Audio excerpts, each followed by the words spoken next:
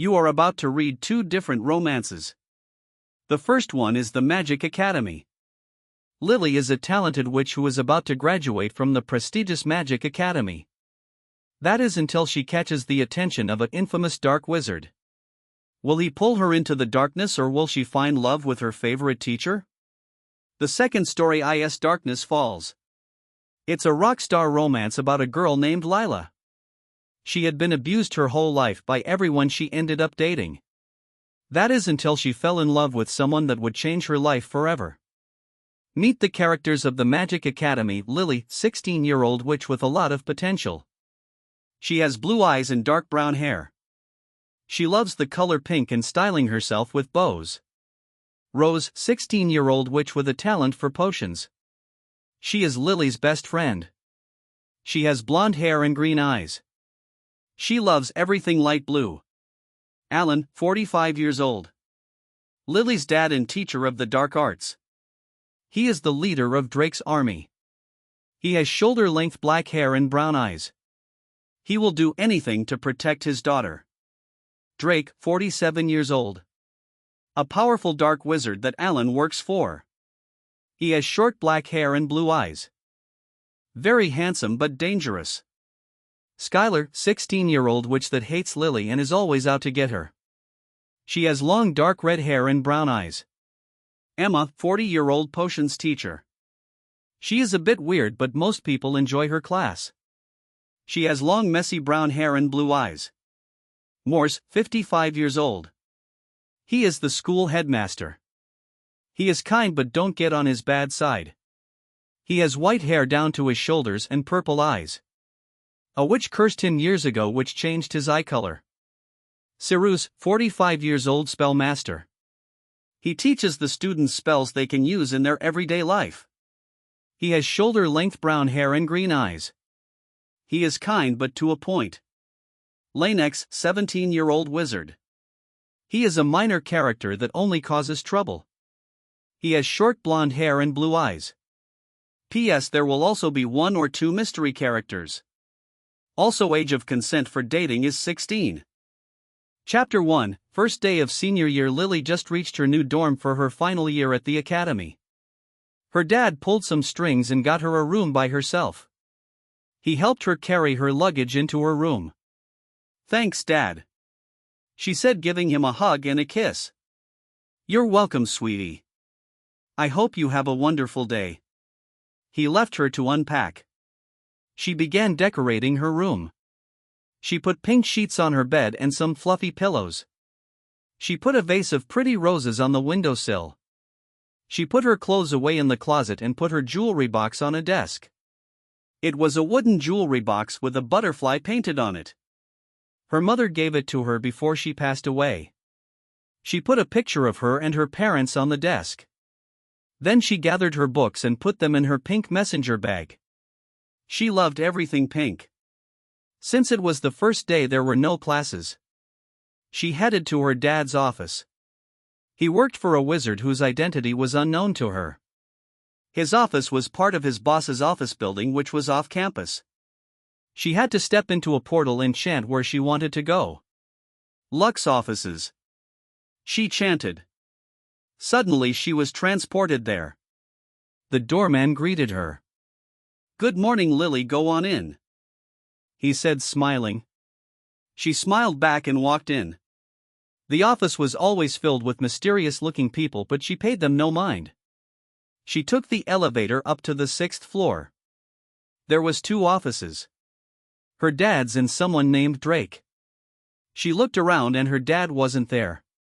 She decided to put her books down and open her spellbook. She took out her wand. It was a gorgeous shade of dark purple with roses engraved on it. She began chanting a levitating spell. She tried to lift her book off the desk. Her book started lifting up and she was getting excited. Suddenly she heard someone behind her. She jumped and dropped her book. "Don't be scared. I'm Drake. Your dad's boss," he said, smiling at her. "Oh, okay, hello," she said, blushing. He was quite handsome. "Let me help you." he said as he slowly put his hand on hers. She started shaking a little. "Don't be afraid," he whispered in her ear. It sent chills down her spine. She chanted the spell and the book floated up to the ceiling as he guided her hand. Then it came back down. "See, you are a natural," he said as he took his hand off hers. "Your dad should be returning soon. I hope I see you again. You are very pretty," he said, putting his lips on her hand to give her a kiss. Then he wrote his number in her notebook. He walked back to his office. Her heart was fluttering. She has never been in love before, but this wizard was different. Her dad got off the elevator and greeted her with a hug and kiss. "Why aren't you at the academy?" he asked. "There are no classes today, Dad." Drake was looking at her from his office window. When he caught Alan's eye, he looked away. He walked over to him. "Did you talk to my daughter?" he asked angrily. "So what if I did? I'm your boss, I can do whatever I want." "Stay away from her," warned Alan. Drake stood up from his desk and got in his face. "If you want to keep your job, I suggest you leave me alone," said Drake. With that, he went back in his office and locked the door. "Please stay away from him. He's not a good person." "Don't worry, Dad, I have no interest in him," she said, reassuring him. "Please don't come here unless it's with me. Just in case, okay? Dad, I'm in advanced classes. I think I can handle myself.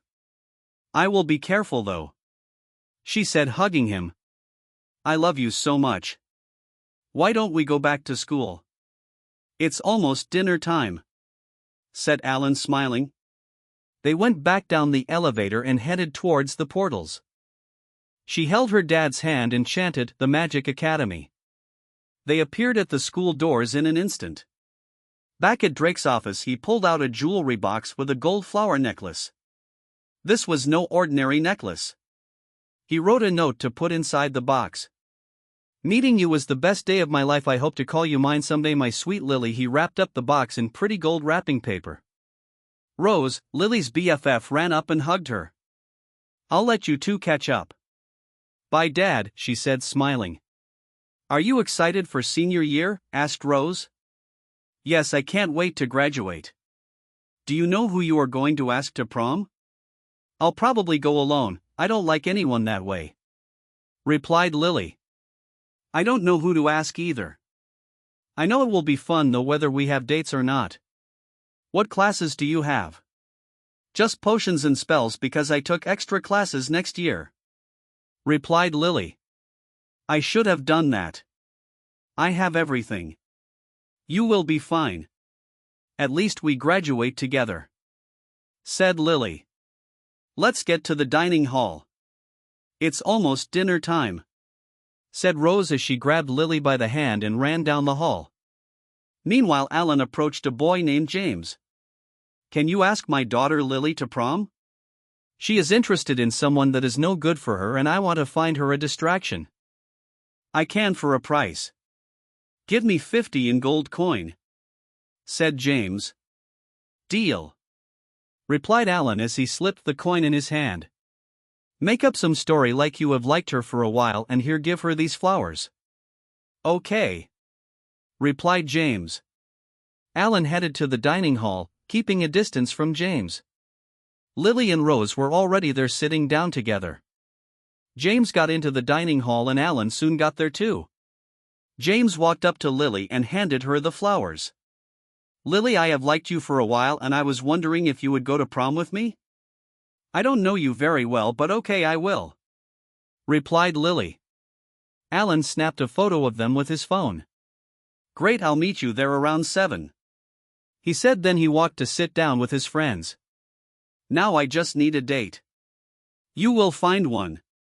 You are so pretty," said Lily. Rose smiled at her. They started bringing dinner out. Yummy pizza. Alan took the elevator up to his office. Drake was there working on some paperwork. He sent the picture to Drake's phone of Lily and James. As soon as he looked at it, he stormed out of his office. Now you can leave my daughter alone. She has a boy interested in her. You don't tell me what to do. If I want Lily, I will have her. Don't cross me again or I will take more than your job. Warned Drake. Chapter 2. Drakey. Lily woke up with a text from an unknown number. I don't want to get you in trouble, but it's me, Drake. I know your father doesn't like me, but I hope I can see you again. Lily started typing back. I've never had a boyfriend before, but I want to see you too and get to know you more. Can we meet somewhere after school? Yes, we can. I'll figure something out. I hope you have a wonderful day, Cherry Blossom, she typed back with a smiling face with smiling eyes emoji. She began getting dressed in her school uniform. It was a black and blue checkered dress and flat black shoes. She put her hair up in a ponytail and applied some pink lipstick. Then she straightened up her bed. She then left her room and locked her door. She started walking to potions class. The school was huge, but she knew her way around. She found a seat next to Rose and they hugged each other. She loved Emma, the teacher. She was a weird but funny. Her hair was always wild and curly. She always made the class fun. Today we will be making a healing potion. If you are injured in any way and need a quick recovery, this is perfect, she said, getting out the ingredients. It contains dragon's blood, witch's warts, troll hair, and peppermint oil. I've written the directions on the board. You may partner up and begin brewing your potions. Lily and Rose started working on the potion together. 2 drops of dragon's blood. 2 witch's warts. A fistful of troll hair and 3 drops of peppermint oil. They mixed their ingredients into the cauldron that had water already in it. It fizzed and turned purple. Professor Emma walked around to access how everyone was doing.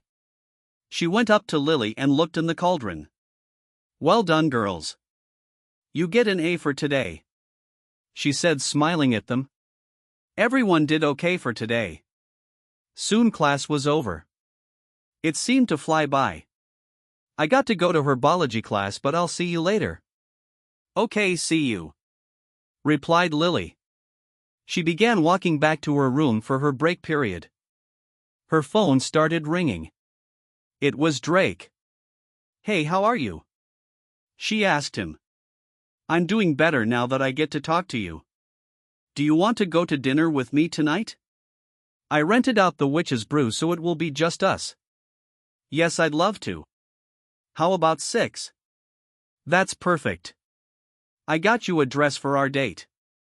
I didn't know your size, but it's a magical dress so it will conform to your body. My assistant should be dropping it off to the school shortly, said Drake. You didn't have to do that. I'd do anything for you. I'll see you soon, he replied. Then he hung up. Lily reached her room, but before she could get in her door she was stopped by Skylar and Lanex. What do you want? She asked them. Lanex pressed himself against her. I want you, he replied as he tried to grab her and kiss her. She tried to push him off of her, but he pinned her against the door. She tried to scream, but he covered her mouth. Cyrus the spell teacher came around the corner and saw what was going on. He cast a spell paralyzing Lanex and he fell to the floor. You can't do that, he's a student, screamed Skylar. Cyrus held onto Lily and they teleported to his office. He locked the door. Lily started crying. She hugged him and cried into his chest. He wrapped his arms around her. It will be okay, Lily.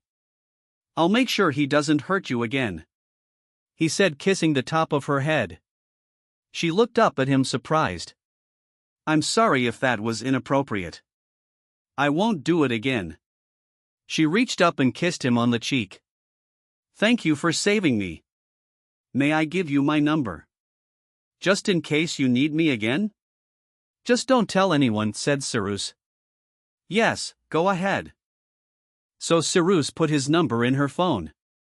I'm going to get you back to your room. Keep your door locked until your dad or I get you. I'll let him know what happened. He teleported her back to her room. She locked the door quickly. She hugged him again. Thank you for everything.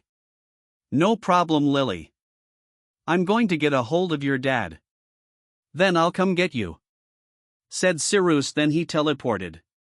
A few minutes went past and there was a knock at her door. Who is it? I'm Richard, Drake's assistant. He answered. She carefully opened her door. There stood a tall muscular man, with short black hair and blue eyes. He was dressed in a black suit and tie. He handed her a beautiful pink sequin dress. Thank you so much. You're welcome. Drake is very excited to see you. He teleported himself back to Drake's office. Lily went back in and locked her door. Bossa looked like she had been crying and she seemed shaken up. I will find out what happened when I see her tonight, replied Drake. Lily got another knock on her door. Honey, it's Dad. She opened her door and gave him a big hug. That jerk is suspended, so you don't need to worry about him. Thank you, Dad, I love you. Love you too, sweetie. He replied, kissing her cheek. Cyrus is going to take you to class so no one bothers you. Okay, Dad. She replied.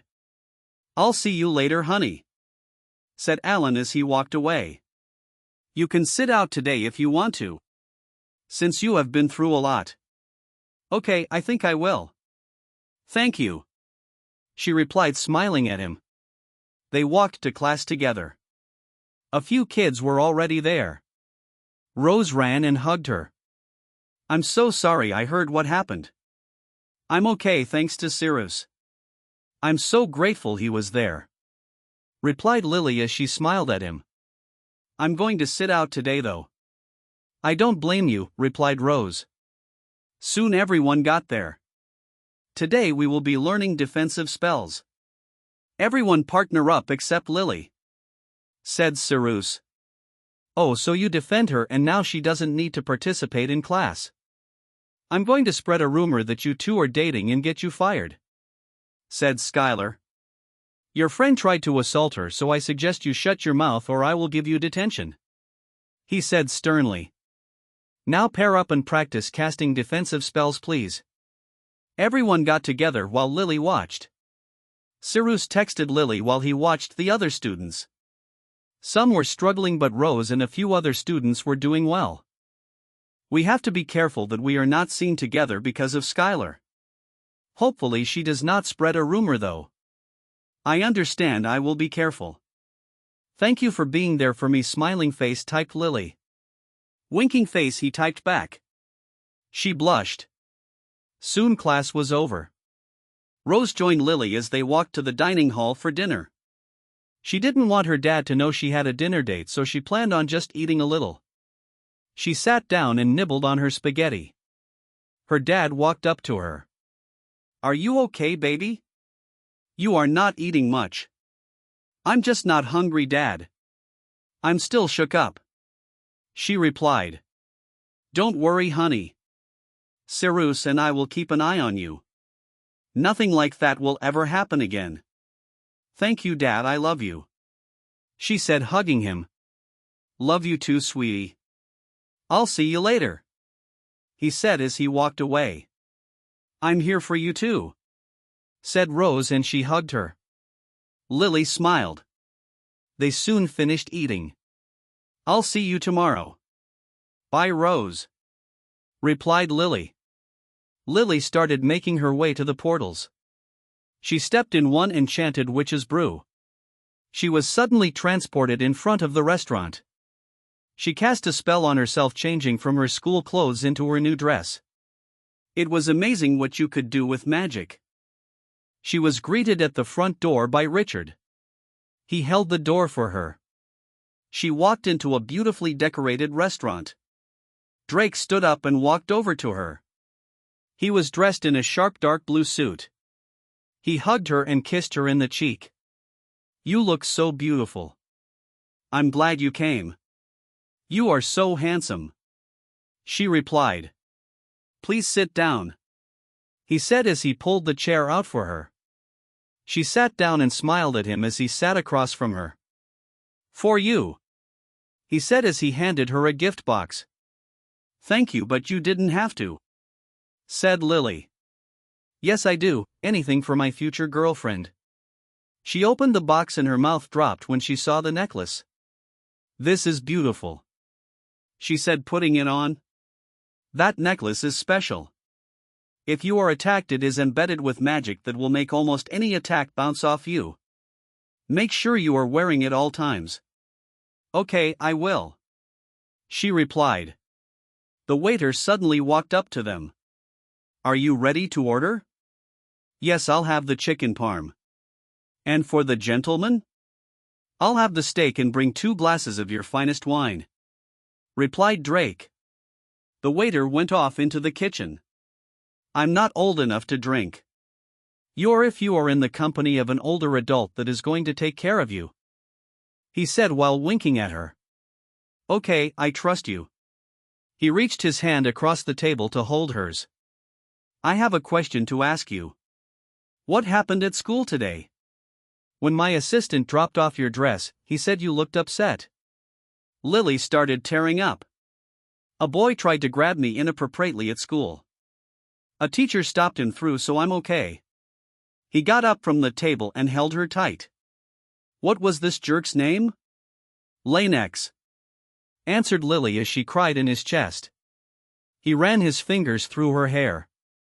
"I will make sure no one ever hurts you again. I know that we can't legally date until you are 17, but I will still be here for you." "Thank you," she replied. They sat back down together. Soon the food and the wine arrived. Lily took a bite of her food.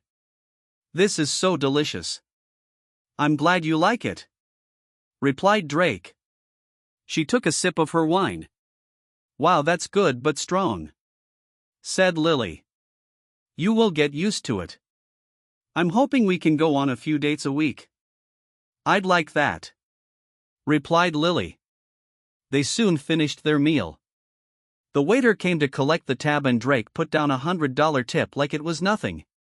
He held Lily in his arms and kissed her on the cheek. She kissed him back. "I'm going to cast a spell sending you straight to your room so that you won't get in trouble. Thank you for a wonderful night." "Thank you," replied Lily as she smiled at him. He waved his wand and suddenly she was back in her room. There was flowers and chocolates waiting for her on her desk. The note attached read, "I know this may be wrong because I'm your teacher, but I think I'm falling for you. After you graduate, can you give me a chance? Cyrus." Lily texted Cyrus. "I got your gift. The flowers smell beautiful and the chocolates look yummy." "Thank you." Cyrus smiled as he texted back. "What do you think about what I said? If I'm single when I graduate, I'm all yours." She typed back. She likes Drake too, so she tried to be indirect with her response. "Sounds wonderful. I wish you were graduated though so we could go on a date. Lily is falling for Drake, but she likes Cyrus too and doesn't want to hurt him." "I wish we could too," she replied. "I'll let you get some sleep. Good night, sweet Lily." "Good night, Cyrus." Chapter 3, Date Night. Lily woke up to a text from Drake. "Good morning, my beautiful Lily. I hope you have a wonderful day." "Good morning. I hope you have a great day," she texted back. She then got herself ready for the day. She heard a knock at her door. "It's just me," said Cyrus. She opened her door and locked it behind her. "You're not worried that Skylar will spread rumors about us? I already told your dad and Morse her intentions and they are not going to listen to her. Besides, it's not like we will be holding hands down the hall," said Cyrus, smiling at her. So they walked together to the dining hall for breakfast. Cyrus went and sat next to Morse and Lily sat next to Rose. Lily hid Drake's necklace under her shirt so no one would see. A few more days till prom. "Are you excited for your date?" "I'm not really interested in him anymore. I'll go on the date out of sympathy, but that's it. Don't tell anyone, but I like an older man." "I won't say anything," said Rose. We need to go pick out our dresses. She continued. We can go shopping at the magic wardrobe, said Lily.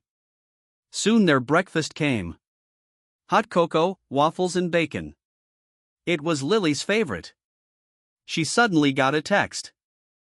You are cute when you eat, said Cyrus. Lily smiled and typed back. You make me smile, she said while smiling at him. Rose caught her looking at him. It's Professor Cyrus, isn't it? Shoo, said Lily. Alan caught Cyrus looking at Lily. He whispered to him, Are you interested in my daughter? I'm sorry, Alan, I won't look at her, replied Cyrus. You have my blessing to date her when she graduates. My boss has an interest in her, so I already paid a boy to ask her to prom because I want to keep her away from him. I will take good care of her, I promise, said Cyrus. I know you will. They soon finished eating and it was time to go to spell class. Lily and Rose walked together to class. Cyrus caught up to them. Lily, may I talk to you for a minute? He asked. They went to the corner of the classroom. Cyrus whispered, Your dad caught me looking at you and gave me permission to date you. He said he wants you to stay away from his boss. Okay, when do you want to go on our first date? Asked Lily. I don't know, but we need to keep it a secret for now. I wish I could kiss you. Me too, replied Lily. Soon everyone arrived for class. Everyone paired up. Today is simple. We are going to practice healing spells, said Cyrus.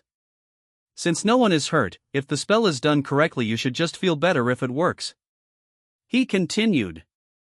Rose cast a spell on Lily. She felt a little better. Lily did the same to her. She felt a lot better. Good job, girls. Everyone is doing good, said Cyrus.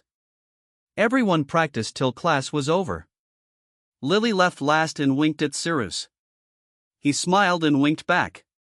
Lily began walking back to her room for her free period. Her dad caught up to her. Hi, sweetie. Hi, Dad. Tonight I want to give you and Cyrus a date night in my office at school so you two can get to know each other. Really? Thank you, Dad, she said, hugging him. You need to start distancing yourself from Drake though, but he has a temper. So start seeing him less and less. Eventually not at all. I need to tell you something else too. I hired James to take you to prom. I've already told him the deal is off. I did it to keep you from Drake. I'm sorry. It's okay, Dad. I really like Cyrus anyway. Thank you for everything, Dad, I love you, she said, hugging him. I love you too. I'll see you later. She got in her room but didn't lock the door. Suddenly her phone started ringing. It was Drake. Hi, beautiful, how are you doing? I'm good, how are you? She replied. I'm good, I was wondering if you want to go on another date tomorrow night. I'd love to. That's wonderful. I can't wait to see you. I'll talk to you later, bye honey. Bye handsome. She replied. There was a knock at her door. Hey, she said excitedly. Come in. Cyrus came in and she shut and locked the door. My dad is setting up a date night for us tonight. I know, I can't wait, he said, wrapping his arms around her. I can't stay because I have another class, but I wanted to see you. He leaned in to give her their first kiss together. Wow, I've never had a kiss before.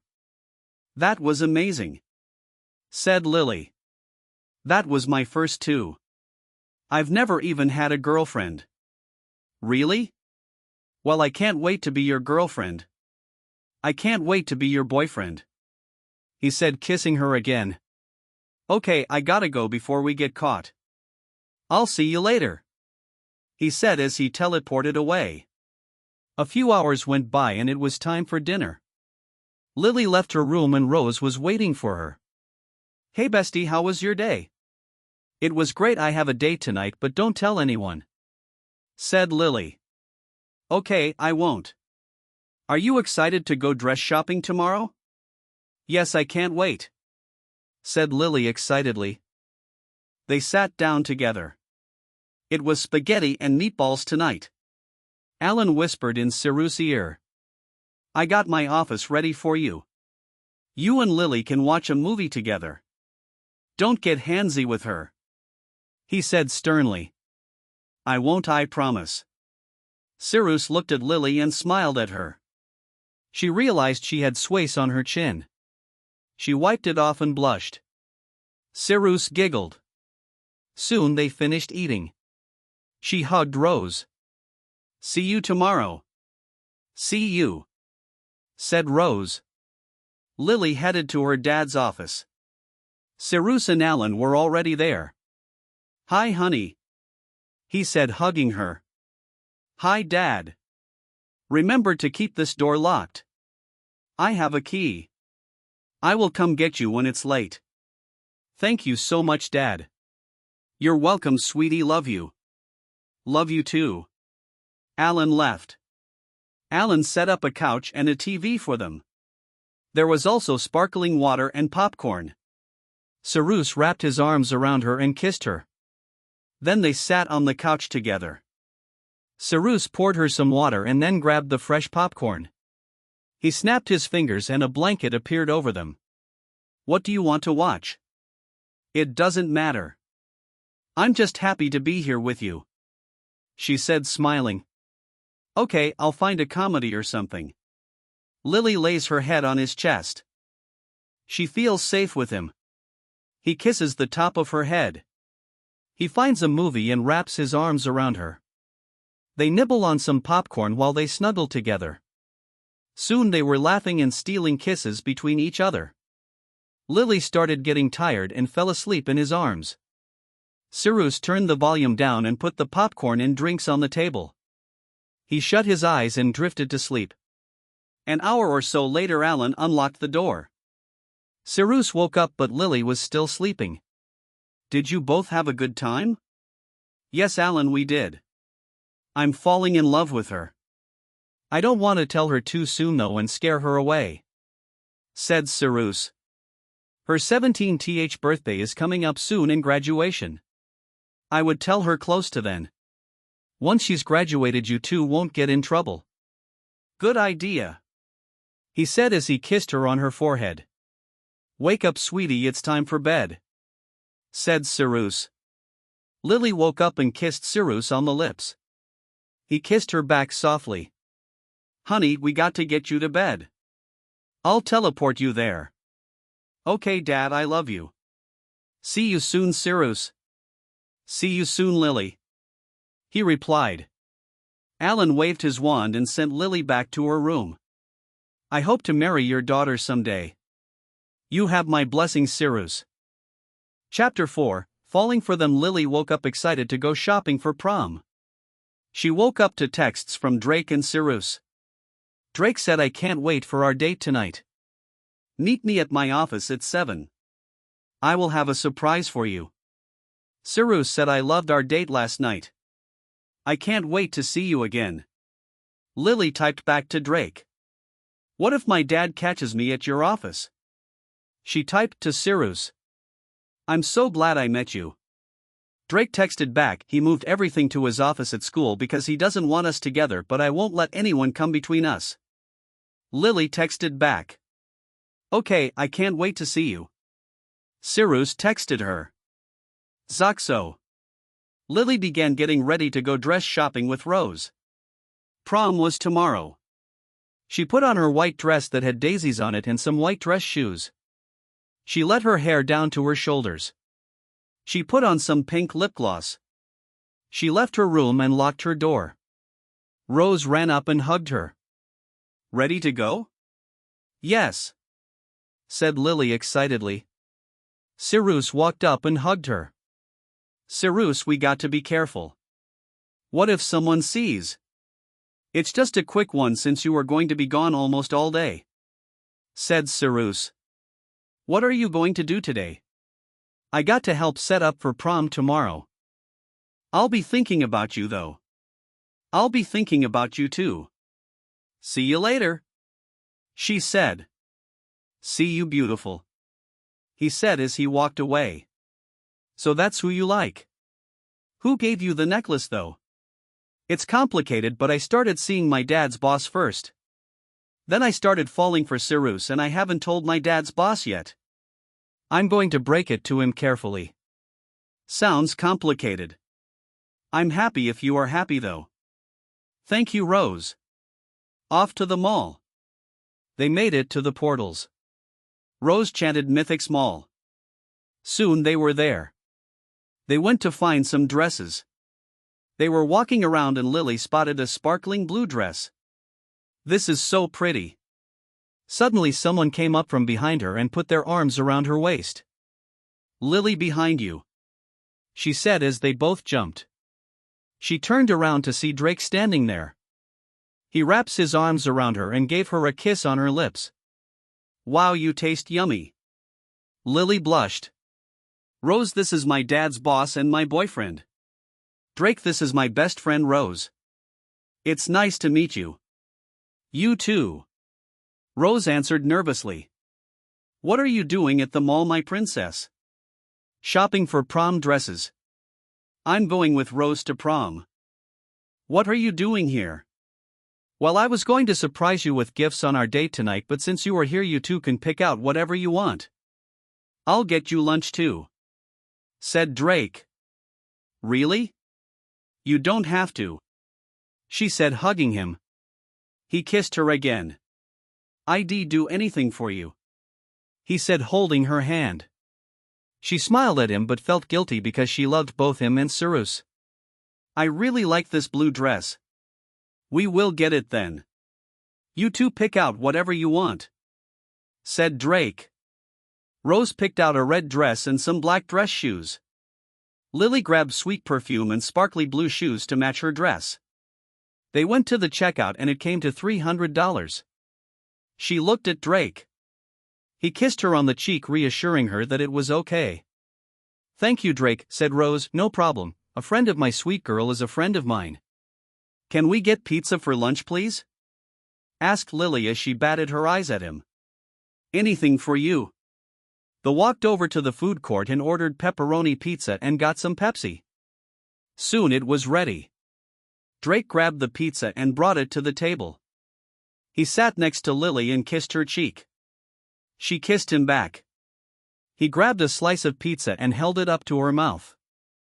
She took a bite and they smiled at each other. You guys look cute together. Thank you, Rose, said Drake. They continued eating and stealing kisses in between bites. Thank you for a wonderful day. I got to get back to school though, she said, hugging and kissing him. I'll see you tonight, he replied, giving her a kiss. He teleported back his office. Drake and Cyrus both like you a lot. Yeah, I know. I don't want to hurt either of them.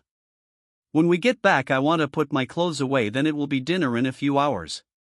Yeah, I want to do the same and try on my new dress, said Rose. Soon they reached the portals. Lily chanted Magic Academy and they appeared at the school's entrance. Lily got to her room. See you later, Rose. See you, she replied. She was about to shut her door when Cyrus walked up behind her. He went in her room and Lily shut the door and locked it before anyone could see. I missed you, she said, hugging him and kissing him. I missed you too. I see you picked out a pretty dress. I wish I could be your prom date. Me too. Maybe they will do a teacher-student dance though and you can at least dance next to me, said Lily. I'd love that, said Cyrus as he kissed her again. Tonight I've got to go shopping after dinner. Maybe I'll get something for my special girl. You make me so happy, said Lily. I can't imagine my life without you. I can't either, she said, holding him tight. I gotta go, but I'll see you later, he said, teleporting to his office. Lily put her dress away and sprayed some perfume on her neck. How was she going to choose between Drake and Cyrus? She read quietly on her bed until it was time for dinner. She left her room and locked the door behind her.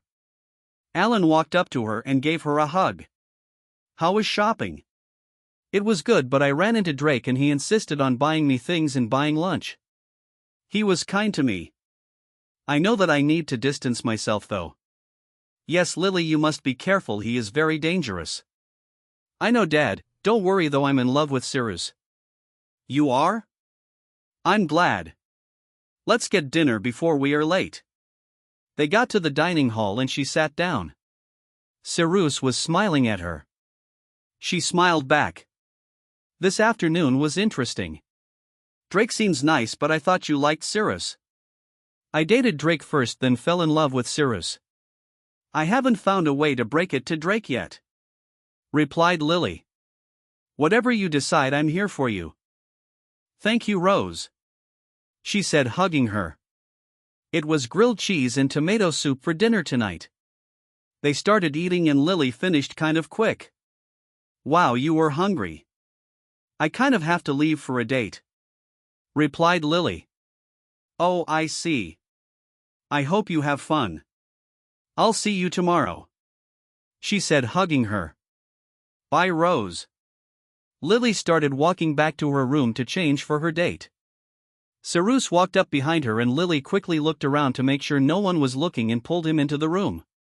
He locked the door and held her close. They kissed each other deeply. I can't stay long because I need to get to the store before it closes, but I just wanted to see you again. I can't wait till I graduate so we don't have to hide, said Lily. Me too, but it isn't long now, he said, running his fingers through her hair. I'll let you get some rest, but I'll see you tomorrow, he said, kissing her once more. See you tomorrow, said Lily. Then Cyrus teleported. She felt guilty going to see Drake, but she didn't know what else to do. She still had a little time before she needed to leave, so she decided to try to relax and paint her nails a cute shade of pink. Cyrus and Drake were both at the same jewelry shop, shopping for a ring for Lily. Getting a ring for your girlfriend? He asked Cyrus. Yes, I'm hoping she says I do. I'm doing the same.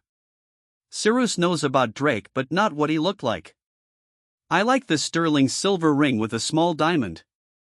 How much is it? He asked the salesperson. 1,000, sir. 1,000? Do you take payments? Asked Cyrus. Yes, if you can show proof of employment. I work for the school, I'm a professor, he said, showing his ID.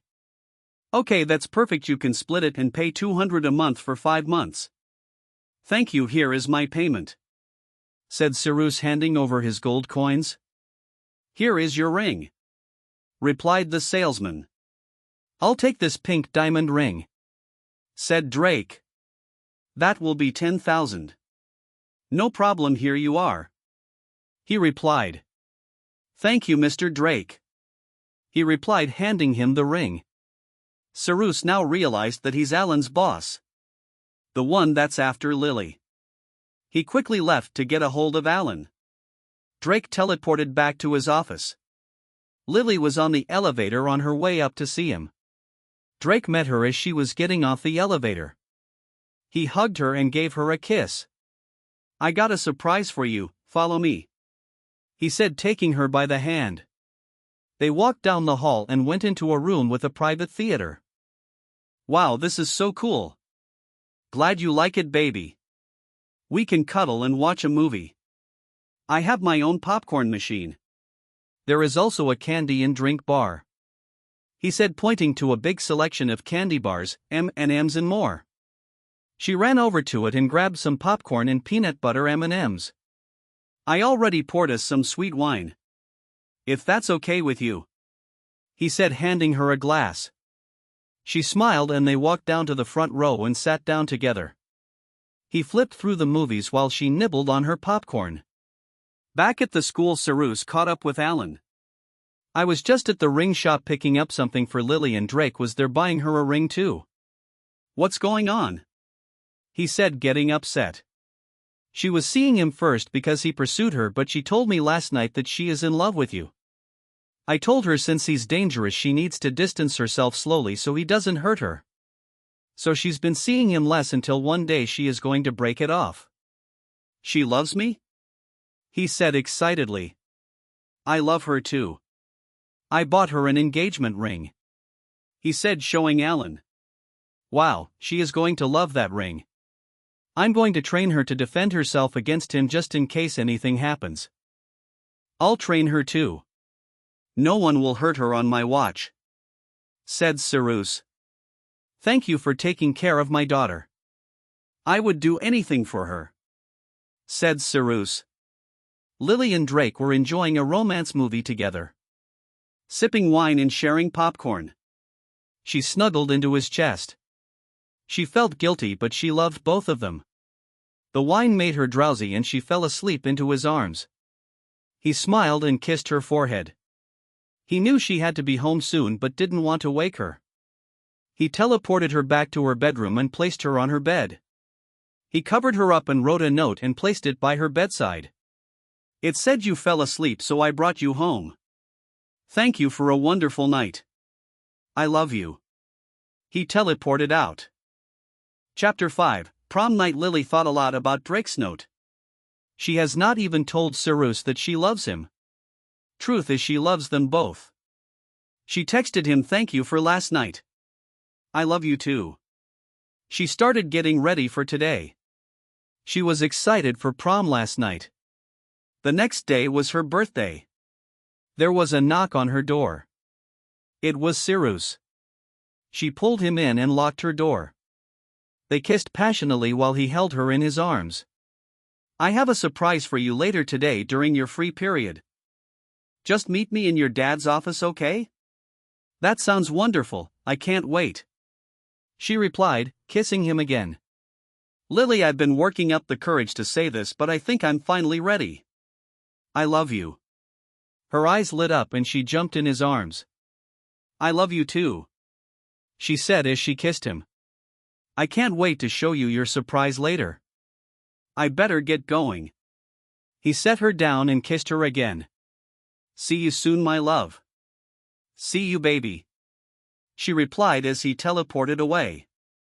She's in love with two people. Unsure of what to do, but her heart feels full and happy. All she could think about was both of them. She decided to go to her dad's office instead of class to ask for advice. She let Professor Emma know she wasn't feeling well and she excused her from class. "Hey Dad, can I talk to you for a little?" "Sure, princess, what's the matter?" She stepped in his office and closed the door. "Drake and Cyrus both confessed their love for me and I told them I loved them." "Do you love them equally?" "Yes," she replied with a sigh. "Do you know that Drake has killed people in the past?" Lily stepped back in shock. "He has?" "Yes, a lot of people that have gone against him have ended up dead. I have kept my loyalty to him for that reason. So no harm comes to either of us. He is always so kind to me though. He will be until you turn him away. That's why we must train, so you are ready when that day happens." "What if he just lets me go?" "I highly doubt he will. Try not to worry though. Cyrus and I will defend you with everything we have. We love you," he said, hugging her and kissing her cheek. "I love you too, Dad," she said, kissing him back. "Tomorrow is your big day. Your teachers already know, so just stop by my office after you wake up, okay?" "Okay, Dad, I got to get to my boyfriend's class. I love you. I love how your eyes light up when you talk about Cyrus. You two are meant to me." "I know, Dad, I just don't want to hurt Drake. I know what you said about him, but I really love them both," she said, getting teary-eyed. He pulled her into a hug. "I know, sweetie, don't cry. We will figure it all out." He kissed her forehead. "Okay, Dad, I really got to go." They waved goodbye. She soon got to spell class. She got there early to see Cyrus. He smiled big, pulled her into his arms and kissed her. Then he stopped so no one would see. I missed you, my love. I missed you too. She replied, smiling. Don't forget, after my class go to your dad's office, but let me get there first, so I can give you a surprise. It's not a surprise if you tell me. She giggled. He giggled back. Soon the students started coming in. Rose sat next to Lily. I see you blushing. Were you two kissing before class? Maybe. Lily said, smiling. All right, today we will be practicing somewhat productive spells. I've created a mess on one side of the room. You will be learning how to tidy up just by the wave of your wands. Lily, why don't you show them how it's done? Lily got up and concentrated on cleaning up. She waved her wand and caused a broom and dustpan to start picking up the broken pieces on their own and collecting the dirt. Well done. Everyone else, why don't you give it a go? The students started waving their wands and soon the messy room was cleaning itself. See, I knew you all could do it. That's all for today, class dismissed, said Cyrus. Okay, I'm headed to the office, take your time, okay? He said, winking at her. Cyrus has a surprise for me, so I have to take my time, she said, smiling at Rose.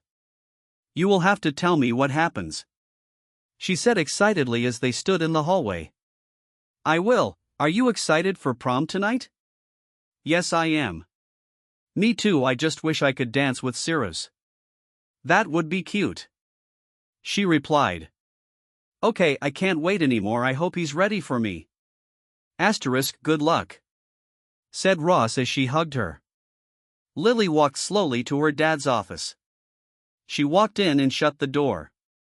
The lights were off. Suddenly they came on and the whole room was covered in beautiful pink flowers.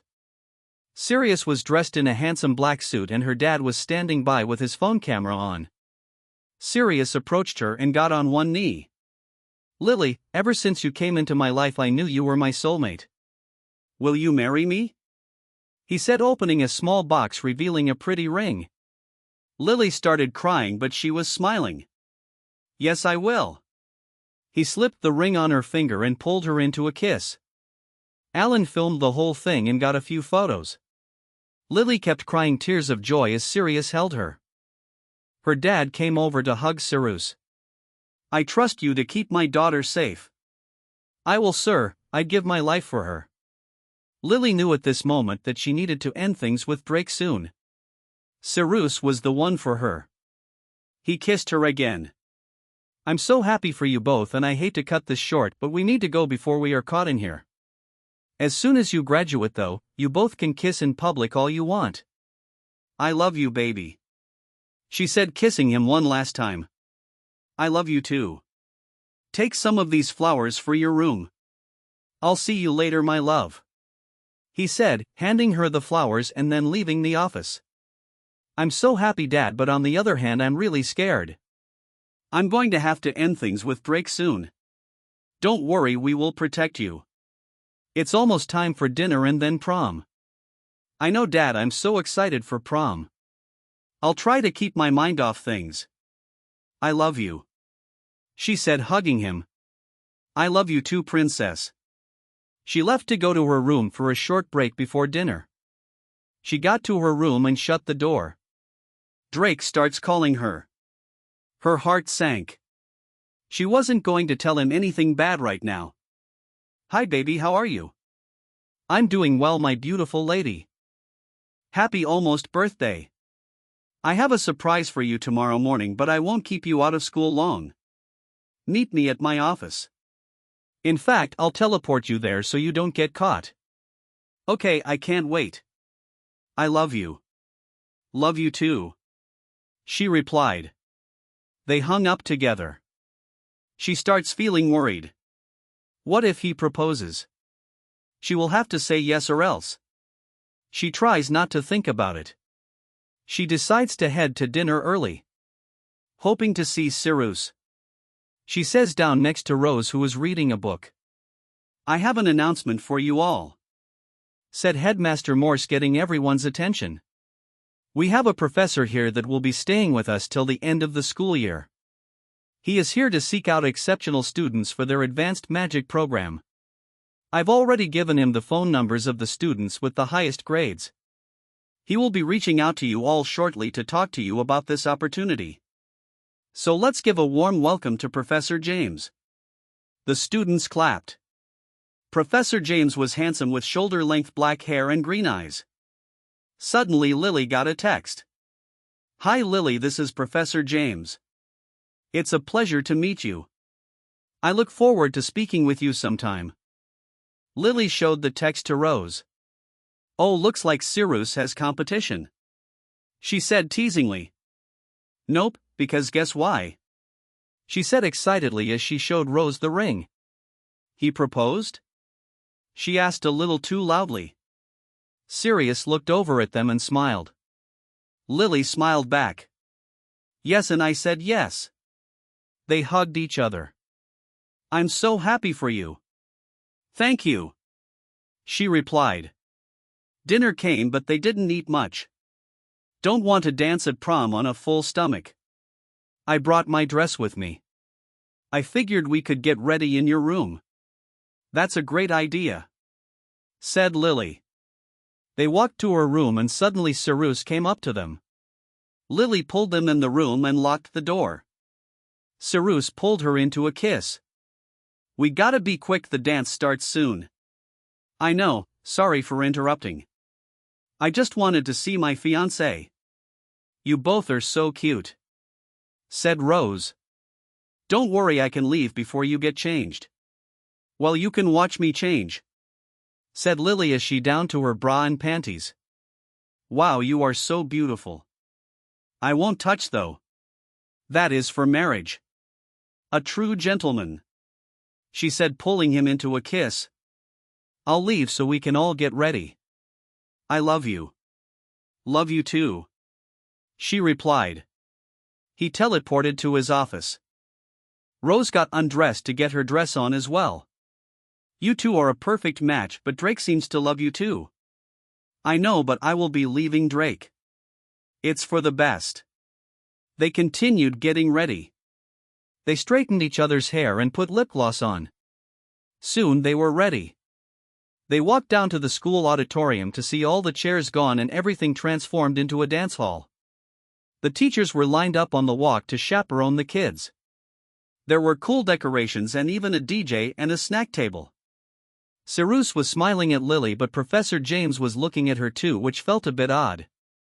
Lily and Rose went over to grab a cookie and some soda. Then they sat down over by the teachers since no one was dancing yet.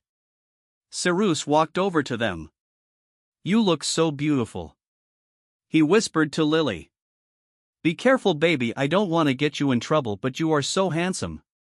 "Thank you, I love you." "Love you too," she replied as he walked away. The new professor suddenly walked over to Lily. Cyrus eyed him as he did so. "Lily, it's a pleasure to meet you." "How do you know I'm Lily?" she questioned. "The headmaster pointed out all the A+ students to me." He lied. "Oh, okay, nice to meet you." He shook her hand. "Likewise.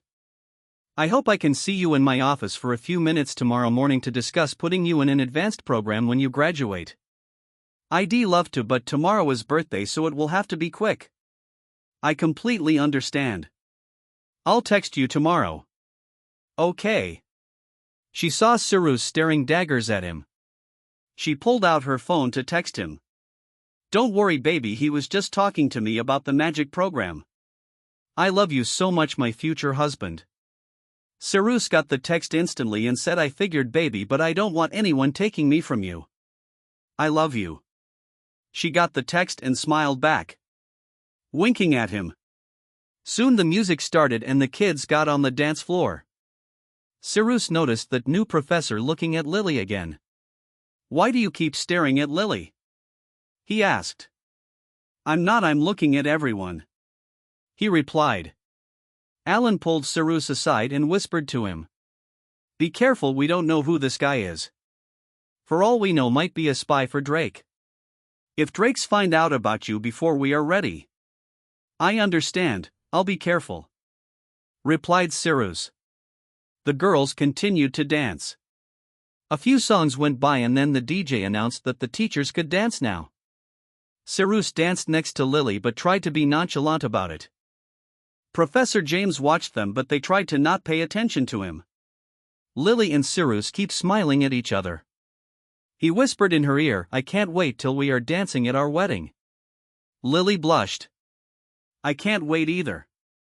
They continued dancing and soon prom was over. Lily headed to her room and locked her door. She was so tired that she slipped into her PJs and headed to bed. Chapter 6 Will You Marry Me? Lily woke up to her phone ringing. It was Cyrus. "Happy birthday, my beautiful fiancé," he said excitedly.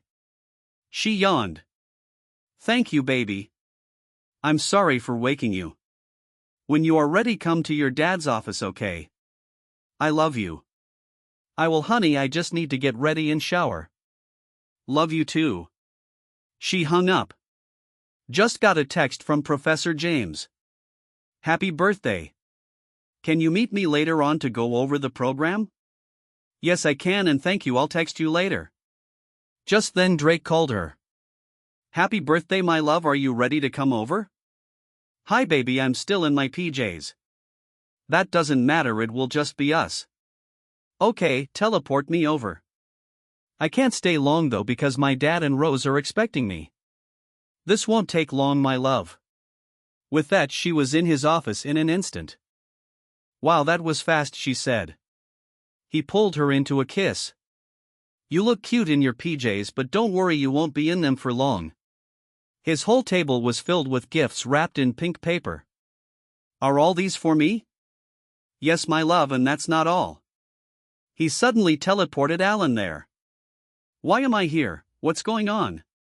he asked, looking at them. "I know you hate me and think I'm a monster, but I promise to treat your daughter well." He got down on one knee. "Lily, will you marry me?" he said, showing her the pink diamond ring. She looked up at her dad, scared at how to answer. He muffed, "Just say yes." "Yes," she replied. He slipped it on her finger. Luckily Sirius's ring was on her nightstand. Alan must choose his words carefully, but first he texted Sirius. "Running late, I'm sorry, but see you soon. Please don't hurt my daughter," he begged. Drake pulled her into his arms, held her tight. "This is my future wife, my queen. I will never hurt her," he said sincerely. "Drake, I'm trusting you," said Alan, extending his hand towards him. Drake shook it. "You have my word. I will even drink a truth potion. I might take you up on that. Lily, open your gifts so you can get back to school." She started opening them quickly. First was a beautiful jewelry box with roses painted on it. "Wow, I love it." Second was a sunflower dress. Drake snapped his fingers and she was out of her PJs and into the dress. "Wow, this is beautiful," she said, kissing him. The rest of the gifts were exquisite jewelry, including a pink diamond bracelet and another gorgeous necklace. She hugged him and kissed him. "Thank you for everything. I love you." They kissed once more. "I love you too, baby. I will see you later. Thank you, Alan, for letting me be with your daughter. Whenever you want, I will drink that potion. Goodbye, my love," he said, teleporting them back. Lily quickly put the ring and the jewelry away and put Sirius's ring on. "I'm in shock, I don't know what we are going to do." "I don't know, Dad, but he seems sincere. I feel bad because I'm cheating on him." "Don't beat yourself up. He could be lying and we will find out soon. Let's get to my office. I love you." "Love you too, Dad." They got to Alan's office. Cyrus and Rose jumped out and yelled surprise. Lily jumped up and down. She hugged Rose and kissed Cyrus. "Happy birthday, my beautiful fiancé," he said, kissing her. He handed her a pretty wrapped box. Lily opened it. It was a lovely butterfly bracelet. "I love it, baby, thank you," she says, putting it on right away. Rose handed her a box too. Lily opened it. It was a heart necklace with their picture on it that said BFFs forever. "Ah, thank you," she said, hugging her. Her dad handed her something too. She opened it up. It was a photo album of pictures of her growing up. It said on the front, "To the best daughter in the world, I love you." She got teary-eyed and hugged him. "I love you so much, Dad." "I love you too, Princess. Soon you will be graduating. Then we don't have to hide our relationship. I can't wait," he said, pulling her in for a kiss. "I can't wait," she replied, kissing him back. "I unfortunately have to go teach, but we can see each other later, okay, baby?" "I love you." "I love you too," she said, kissing him. Cyrus walked back to his classroom. "I'm glad you are having a good birthday, honey." "Thank you, Dad." Suddenly Professor James walked in the office. "Hi, I'm sorry to interrupt, but I was wondering if I could steal Lily for a minute." "I'll see you later, Dad," she said, hugging him. "See you, Princess." "Bye, Rose." "See you, Lily." Professor James began walking her to his office. Once they got there, he shut and locked the door. "It's a pleasure to have you alone, Lily," he said, kissing her hand. "Why did you lock the door?" she asked, nervously. "I just didn't want anyone listening in." "Why, it's just about the program, isn't it? Have a seat, please." She sat on a chair in front of his desk. He reached his hand across the desk and caressed her fingers. "I'm flattered, and you are handsome, but I'm engaged," she said. "I know you are. How's Drake doing?" She took her hand back. "How did you know that?" "I'm not a professor, I'm Drake's boss." "Why are you flirting with me then?" "I can do what I want, and I want you." "I love him and I won't hurt him." "You are cheating on him with Cyrus." She stayed silent, afraid of what to answer. "I'll keep it a secret if you see me as well. I've killed a lot more than Drake, so I suggest you don't refuse me. Maybe you will like me more than them." Lily started crying. He wiped her tears. Then he kissed her on the cheek. "Don't mention this to anyone or else." "Why me? I'm not special." "You are, though. You just don't see it." Lily stood up and he pulled her into a hug. "Please give me a chance." He kissed her on her head. She looked up at him, still crying. He lifted her chin up and brought her lips to his. He kissed her gently. She felt drawn to him but scared of him. She kissed him back. Like he had a spell on her. "That's my girl. I'll let you get on with your day." She left his office. She ran to her room and locked the door. She texted Drake and tried to tell him what happened, but it was like some sort of force was holding her back from getting the words out. "Drake, she managed to send." He sensed something was wrong and teleported her there. She frantically started crying and held onto him. She tried desperately to speak, but she couldn't. "Sweetie, calm down, what's wrong?" She tried to speak again but couldn't. "Jared did this to you. He must have infiltrated the school. You must do what he says for now till I figure out a plan. He is a lot stronger than me. He's a monster and will do anything to get what he wants. That's why you can't say what happened or type it. He has a hold on you that is preventing you from saying anything. I'm sorry for being with you. That's what drew him to you. Now you are in danger." She kept crying. "Please forgive me. I will let your dad know what's going on. I will let Cyrus know too." "Yes, I know, and I know your dad told you to be with him because I would hurt you. I forgive you and I love you. I just hope in the end that you keep me in your life." I love you, I'm sorry." She cried. He held her tight. "I will always love you, I promise. I'm not mad at you." She reached up and kissed him. He kissed her back passionately. "I know you got to get back to school before anyone suspects something, but I know you are quite traumatized, so I will teleport back with you." They got back to her room. He called Alan. Alan, I know you don't want to talk to me, but it's important. Please come to Lily's room now. Alan teleported there. You can't be in the school, and why is she crying? Lily held on to Drake. It's Jared, he's in the school. He's already cursed her. She can't tell me who he is because of it. He's likely in disguise. I also know about Cyrus. Whatever she chooses, I just want to be in her life. We need a plan to get rid of him. I'm trusting you that you are being sincere. I am Alan, I need to go though before I'm caught. I love you, Lily. He said, kissing her. I love you too. He teleported away. She cried into her dad's arms. I'll make sure he doesn't hurt you. I will let the school nurse know that you were sick so you can get out of your classes. I'll have Cyrus come by later too. I love you. Love you too, Dad. He left the room and walked to Cyrus's office. Where Lily? Alan pulled him off to the side. Drake's boss in the school, and he put a curse on her. We are not sure how to break the curse. Drake also knows about you. He isn't angry, he just wants what's best for her. Drake's boss silenced her so she can't speak his name or show who he is. I bet it's Professor James. He's always staring at her. We will have to find out. I'll do anything to protect your daughter. I know you will. Cyrus walked with Alan to Lily's room. She had finally stopped crying. Hi, sweetie, it's me.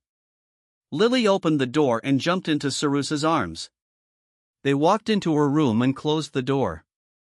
He kissed her deep. Your dad told me what happened. I'm here for you, and we think we know who did this to you. Professor James. Lily tried to nod her head and speak but couldn't. I knew it. I won't let him hurt you, said Cyrus. I love you. I love you too, my sweet girl. You take it easy for tonight and rest in your room. I'll check on you later. I love you, princess. I love you too, Dad. I'll be checking on you too, my baby. Thank you, honey. They both left the room. Lily laid down on her bed. Her phone went off. She really didn't have the energy to answer it, but she felt a necessity to get up to check it. It was Jared. Why am I not seeing your pretty face at dinner? I don't feel well, I'm laying down. Well, then I'll have to visit you in your room. Lily tried to resist him even with the curse. I really don't feel up to it. Can I see you tomorrow? No. He replied and then teleported to her room. She sat up and started to cry. He sat on her bed and pulled her into a kiss. She kissed back like she couldn't help herself. Like her body depends on his touch to survive. That was part of the curse. Instead of trying to woo her like a normal person, he made her need him. She felt better the more she kissed and held him. The curse had a drawback though. She needed him to feel better, but he also needed her. They needed each other to have happiness and strength. They continued to kiss until there was a knock on her door. He teleported away. It was Rose. She hugged her. Your dad told me what happened, I'm so sorry. It's okay, I know everything will work out in the end. Wow, you seem so positive. It was Jared's effect on her. She was on a high because they were just kissing, but soon she would crash. I hope tomorrow is a normal day. Me too, said Lily. Chapter 7, Jared's Curse. She woke up the next morning feeling tired and sluggish. Jared texted her. I need my baby. I'll be there soon. He suddenly teleported there. He held onto her and ran his fingers through her hair. No, she said faintly. You need me. He whispered in her ear. He began kissing her and she craved his touch more. She kissed him back and he started kissing her neck. This sent shivers down her spine. Drake started calling her. He picked up the phone. I'm busy kissing your girl.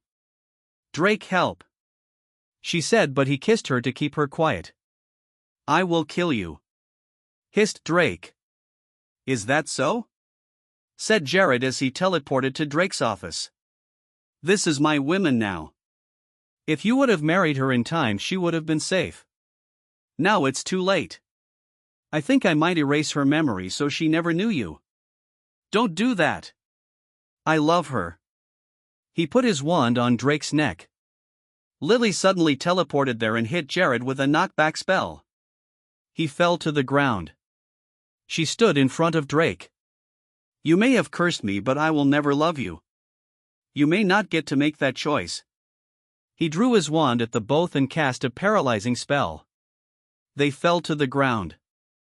He went over to Lilly and kissed her so Drake could see. See you soon, my girl. He teleported away. Drake's assistant heard everything and rushed in to help them. He waved his wand and soon they could move. Lilly began shaking and went into shock. I need to get her to the school so her dad can help her, but I don't have my strength. I will help, sir. He held on to both of them and they teleported to Alan's office. What happened? Asked Alan. It was Jared who attacked us. We need to get him out of the school, said Drake. I'll go tell the headmaster. You two can't be seen at the school. I'm not leaving my fiancée, Drake said sternly. Lilly leaned on him. She felt so weak. Alan met up with Cyrus and Jared happened to be talking to the headmaster. Morse, you need to ban that professor. He isn't a real professor. He is Jared, Drake's boss. You are lying, replied Jared. I'll investigate this, but until I have proof I won't just kick him out. He attacked my daughter, said Alan angrily. You will talk to me with respect. I'm going to ban you from campus for the rest of the day. Tomorrow you may plead your case. He did attack her, yelled Cyrus.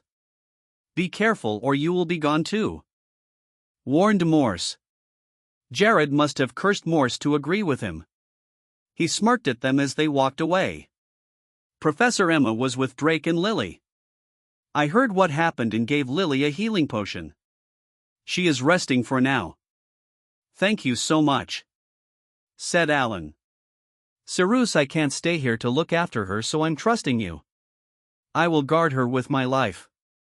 He kissed Lilly on the forehead. I will find a way to save you. I love you. He then teleported. We will find a way to break this curse, Alan, said Professor Emma. Cyrus, please keep watch on her in her room and keep the door locked. I will place a protection spell so hopefully he can't teleport in, said Alan. They walked to her room while Cyrus carried her. I'll work on some strength potions for her. Thank you, Emma. I love you, my princess, said Alan as he kissed her forehead. Cyrus set her on her bed and locked the door. Alan placed a protection spell on the room. Cyrus covered her up and laid next to her, holding her as she slept. He started crying. He wishes that Jared never met her. Suddenly her phone dinged. It said, Professor James. I will have you soon, my future bride. I won't let anyone stand in my way. Cyrus called Drake from Lilly's phone. Lilly, are you awake, baby? No, Drake, it's me.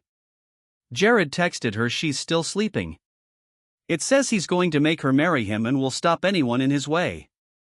Alan and I are trying to figure out something, just please protect her. I will, just please promise me one thing. Can I stay in her life even though she has you? Of course, Cyrus. Talk you soon. He laid back down and held her tight. I wish I had never met Lilly. Then she wouldn't have been in danger.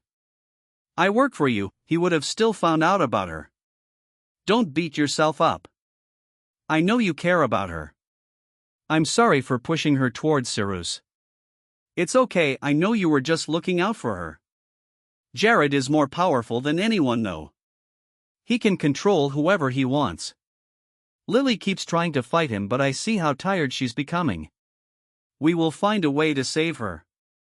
Once I get back to school tomorrow, I will keep him away from her. Chapter 8, Jared. Surprisingly, Jared left them alone last night. Lily and Cyrus started waking up. "Good morning, my love. How are you feeling?" "Tired," she replied as she kissed his lips. Emma dropped off a few strength potions. "Drink one, it should help." Lily drank one down. "It tastes like berries." "Thank you, baby," she replied, kissing him. She got out of bed. "Can you help me get some clean clothes on? I just feel weak." She started taking her clothes off, but she left her bra and underwear on. Suddenly Drake teleported there. "I know I'm not supposed to be here, but I had to check on you." There was an awkward silence between him and Cyrus. "I was helping her get dressed, she isn't feeling well," he said defensively. He went over and held her tight, kissing her deeply. "We are a team now. We both are with Lily. I won't get mad at you or jealous of you," said Drake. Cyrus kissed her and slipped her dress on. Drake got her socks and shoes on. "I love you both, and again I'm sorry for everything." "Don't be sorry. We love you too," said Cyrus. "Honey, it's me, can I come in?" It was Jared. "We got you, sweetie." "I'm not scared of him," said Drake. They opened the door and held on to Lily. They raised their wands at him and made him back up. Morse was headed for them.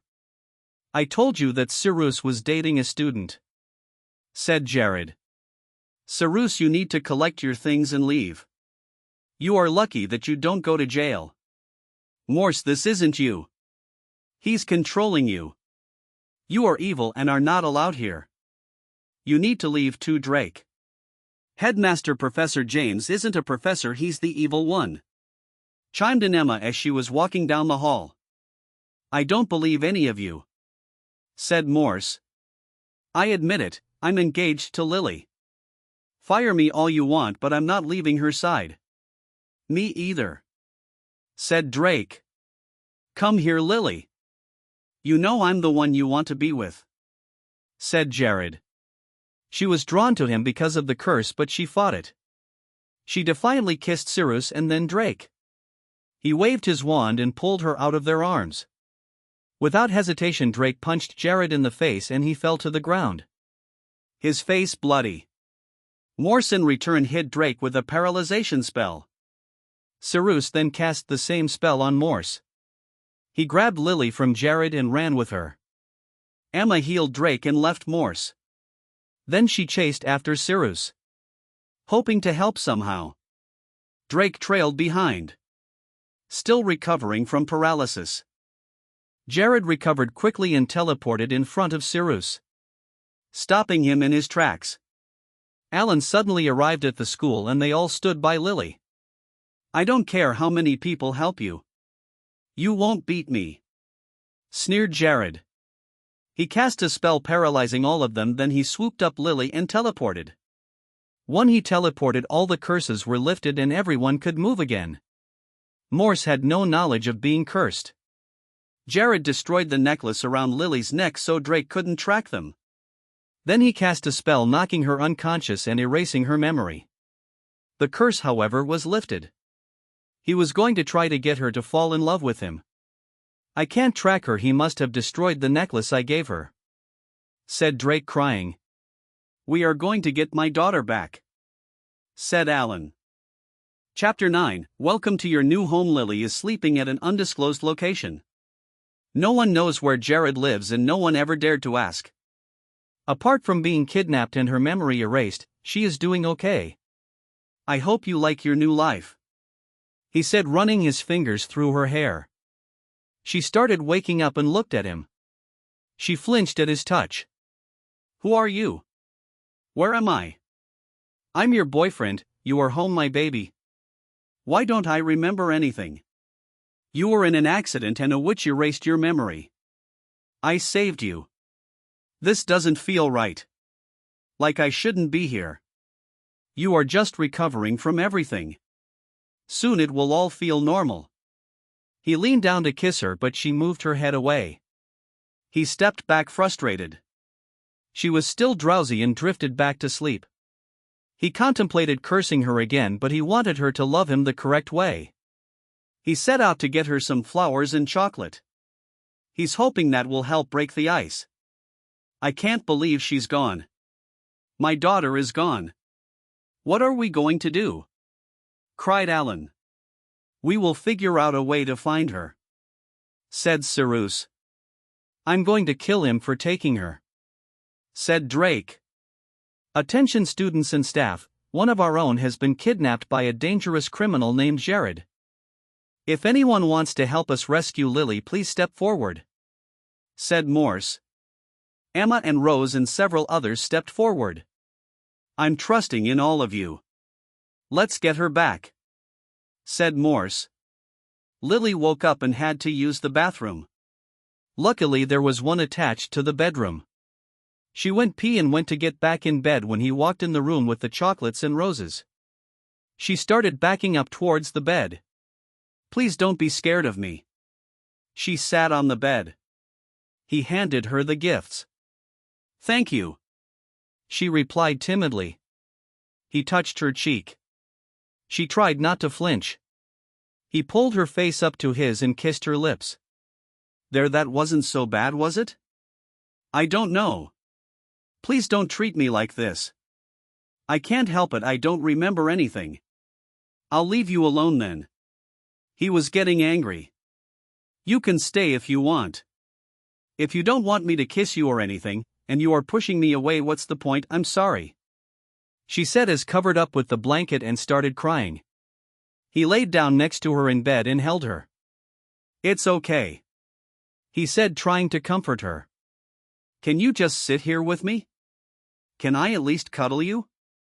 Yes, she said, figuring that he wasn't going to give up. He laid next to her and held her tight. He was regretting his plan already. She wasn't falling in love with him fast enough. Chapter 10, Memories. A couple days went by and everyone at the school was still trying to figure out a plan to save Lily.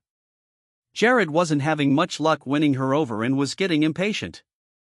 Lily started putting on a dress that he got for her. It was pink with white roses. He suddenly walked in the room while she was slipping her shoes on and pulled her into a kiss. Your lips taste amazing.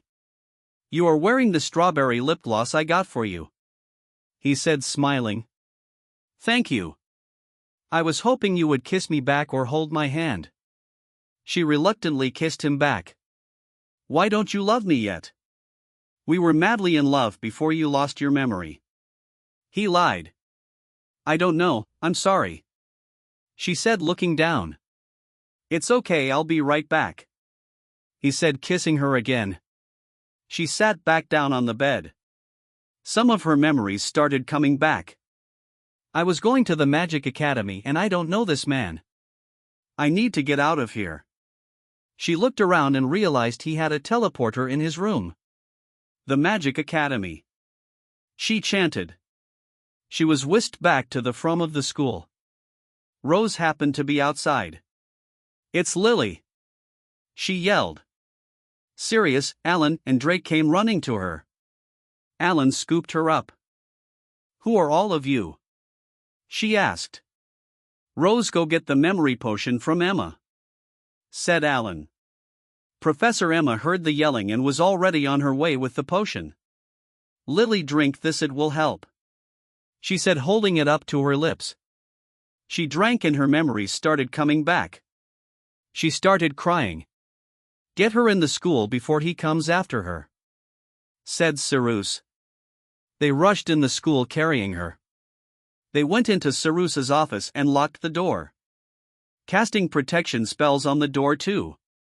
Lily sat down on a chair, she was feeling weak. Cyrus and Drake kissed her on her cheek and each held one of her hands. Emma gave her a healing potion. She drank it down. We are so glad you are safe, said Drake. He could come back any minute to try to take her. If she got married, though, her bond would help fight him off. I know timing isn't ideal, but we don't have a choice, said Alan. Both, I want to marry you both, please, she begged. Okay, it's settled then. Please stand up and hold hands together. They stood up. She was still wobbly but ready. Do you, Lily, take Drake and Cyrus to be your husbands? I do. She replied, kissing them both. Drake and Cyrus, do you take Lily as your wife? We do. They said in unison. You may kiss each other, said Alan. They gave each other kisses. The marriage was recorded in the record book. Jared has broken into the school, said Morse as he rushed towards them. Okay, we are ready, said Lily. They drew their wands together and waited for him. He appeared in front of them and knocked Drake to the ground. You're too late, you jerk. I'm happily married now. You lost, taunted Lily. Jared waved his wand and knocked back everyone but Lily. He grabbed her by the throat and forced her into a kiss. Then he slapped her so hard she fell to the ground. You shouldn't have refused me. Drake and Cyrus stood up and brought her back on her feet. Alan, Morse, Emma, and Rose recovered as well. Lily chose us, you are finished, said Cyrus. They held onto Lily and hit Jared with a paralyzation spell. He fell to the ground.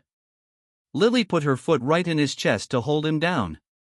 Morse chanted a spell that will prevent Jared from ever coming near her again. Alan cast a binding spell fusing his arms and legs together. It wouldn't last forever though. Finally, Drake and Cyrus held their hands together and sent Jared into another dimension where he would be trapped for a while. They all hugged Lily. Thank you for everything, I love you. We love you too, my princess, said Alan. Chapter 11, Epilogue. Lily went on to graduate with Rose. She also received top honors. Cyrus had to come clean about marrying Lily. Morse chose not to fire him and apologized for the way he acted while he was under Jared's curse. Drake bought a mansion big enough for him, Alan, Lily, and Cyrus. He even hired an artist to paint her room how she wanted. She decided on pink walls with white hearts, a big fluffy pink bed, and an indoor swing. Her room has a view of their own private lake, where Lily has been learning how to swim. Alan decorated his room all black, and they still have been debating on how to decorate the room that they share together. It's been a weird situation, but they try not to get jealous over each other. Right now they are enjoying some wine in front of the lake. The lovebirds are laying on a blanket cuddling together, and Alan is enjoying watching the sunset. I couldn't imagine a life better than this. Thank you for being with me. Thank you for loving us, said Drake as he kissed her. I love you, said Cyrus as he kissed her. I love you both so much, she replied as snuggled closer to them. They both kissed her cheek and settled their eyes on the sunset. Story number 2, Darkness Falls. Lila had been abused for a number of years but was scared to leave. She could rarely see her friends, and if she did, they had to be female friends. She had already been in an abusive relationship before and was scared to start over again. Every day she walked on eggshells, hoping for things to get better. One day she found a band she really liked called Darkness Falls. They were a dark wave/rock band. The singer had a public profile. They were not a big band yet, so the account wasn't verified. So there wasn't a clear way of telling if she was messaging the singer or someone pretending, but she took the chance and added him. Chapter 1, Alexander. Lila got up that morning to her boyfriend screaming at her because she was not up yet doing the dishes or cleaning the house. She knew better than to sleep in, but she was so exhausted from doing everything. She got out of bed, went to the bathroom, and started the dishes before he got the opportunity to scream at her again. She finished those and then threw the laundry in the washer. He had left for work already, so she took the time to take a shower in peace. She turned on the hot water but had to turn on some cold because her body ached so much. Whenever she would do something wrong, he would hit her and leave bruises and sometimes scratches. Her body was in so much pain. She washed up quickly so she could get out and finish the chores. The sooner she finished, the sooner she could rest before he got home. She got out and dried off. Then she took out the garbage and swept the floor. The laundry wasn't ready for the dryer yet, so she sat down and got in Facebook. She had recently been listening to a band she really liked called Darkness Falls. She had won 2 VIP tickets. Her friend Sarah was going to be taking her. Her boyfriend didn't care because he was happy to have her away from him for the night so he could flirt with other women online while she was gone. Scrolling through, she noticed a profile for the singer of the band, Alexander Filatov. She added him and he must have been online because he accepted right away. Lila didn't have her profile as in a relationship because her boyfriend wanted girls to think he was single so he could flirt with them. So in public he pretended she didn't exist. He only used her and didn't love her, but she was too scared to leave. She typed to Alexander, "Thank you for adding me. I love your band." He typed back, "I appreciate you liking our music. I hope I'm not too forward by saying you are beautiful." She blushed and typed back, "Thank you, but I must ask, how do I know it's really you? Your profile isn't verified." He typed back, "Since we are not a big band, we can't get verified yet. You will just have to trust me." She typed back, "Okay, I really hope it's you. You are really handsome, by the way." He smiled and typed back, "Thank you, are you coming to our show in a couple days?" She typed, "Yes, I have VIP tickets." He typed, "Great, it's a date, then see you soon. I hope you will stay in touch." He hopped offline. She closed Facebook and put the clothes in the dryer. She was happy for the first time in a while. She just hoped he was real and not a scammer using his picture. Soon the clothes were done and she started to put them away. Her boyfriend just opened the door. "Did you do all the housework?" He barked at her. "Yes." She replied timidly. "Good, you can leave me alone and stay away from me." She went into her room to lay down for the night. She had a message from Alexander. She looked to see if her boyfriend was paying attention. He was too busy watching some cam girl. Alexander wrote, "Hey, how is your day going?" She typed back, "Not great, my boyfriend is cheating on me as usual and treating me like garbage." He answered, "Oh, you have a boyfriend?" Disappointed face. She quickly typed back, "He abuses me. I want to get away but I have nowhere to go and I'm scared." He typed, "I'm so sorry you are going through that. I wish I could help you." She answered, "Meeting you will be wonderful. I hope it's actually you." He typed, "It will be me, and I will cheer you up." "Good night, beautiful," winking face. She replied, "Good night, smiling face." Chapter 2, Girls' Day. "I have the day off, I'm going to see John. Make sure the house is clean, then do whatever you want," he said, leaving and then slamming the door shut. The laundry was done from yesterday, so she just had to sweep and do dishes. She quickly got done and showered. Then she got dressed in a pretty pink dress. She texted Sarah, "I'm ready, can't wait to see you." Soon she was there to pick her up. Lila slipped on her slides and locked the door. "It was a beautiful August day. Thank you for picking me up. It's been a bad week." They drove to her favorite restaurant, Dixie Chicken. "I'm sorry, I'm here for you." "Thank you, Sarah." They soon got to the restaurant. "Table for two, please," said Sarah. The waitress seated them facing the window. "What would like to drink?" "A margarita would be great." "Okay, I'll need your ID." Lila handed her it. "Thank you, and for you?" "A Diet Coke, please." The waitress disappeared to the kitchen. "So what's been going on?" "He's been more abusive than normal. He's also still cheating on me." "I'm so sorry, at least you can come hang with me and we have that concert coming up." "I know, I can't wait. I've got to show you something." She showed the conversation between her and Alexander. "Wow, is it really him?" "I don't know, I hope so." Suddenly he started calling her on Facebook. She picked it up nervously. "Hi, how are you?"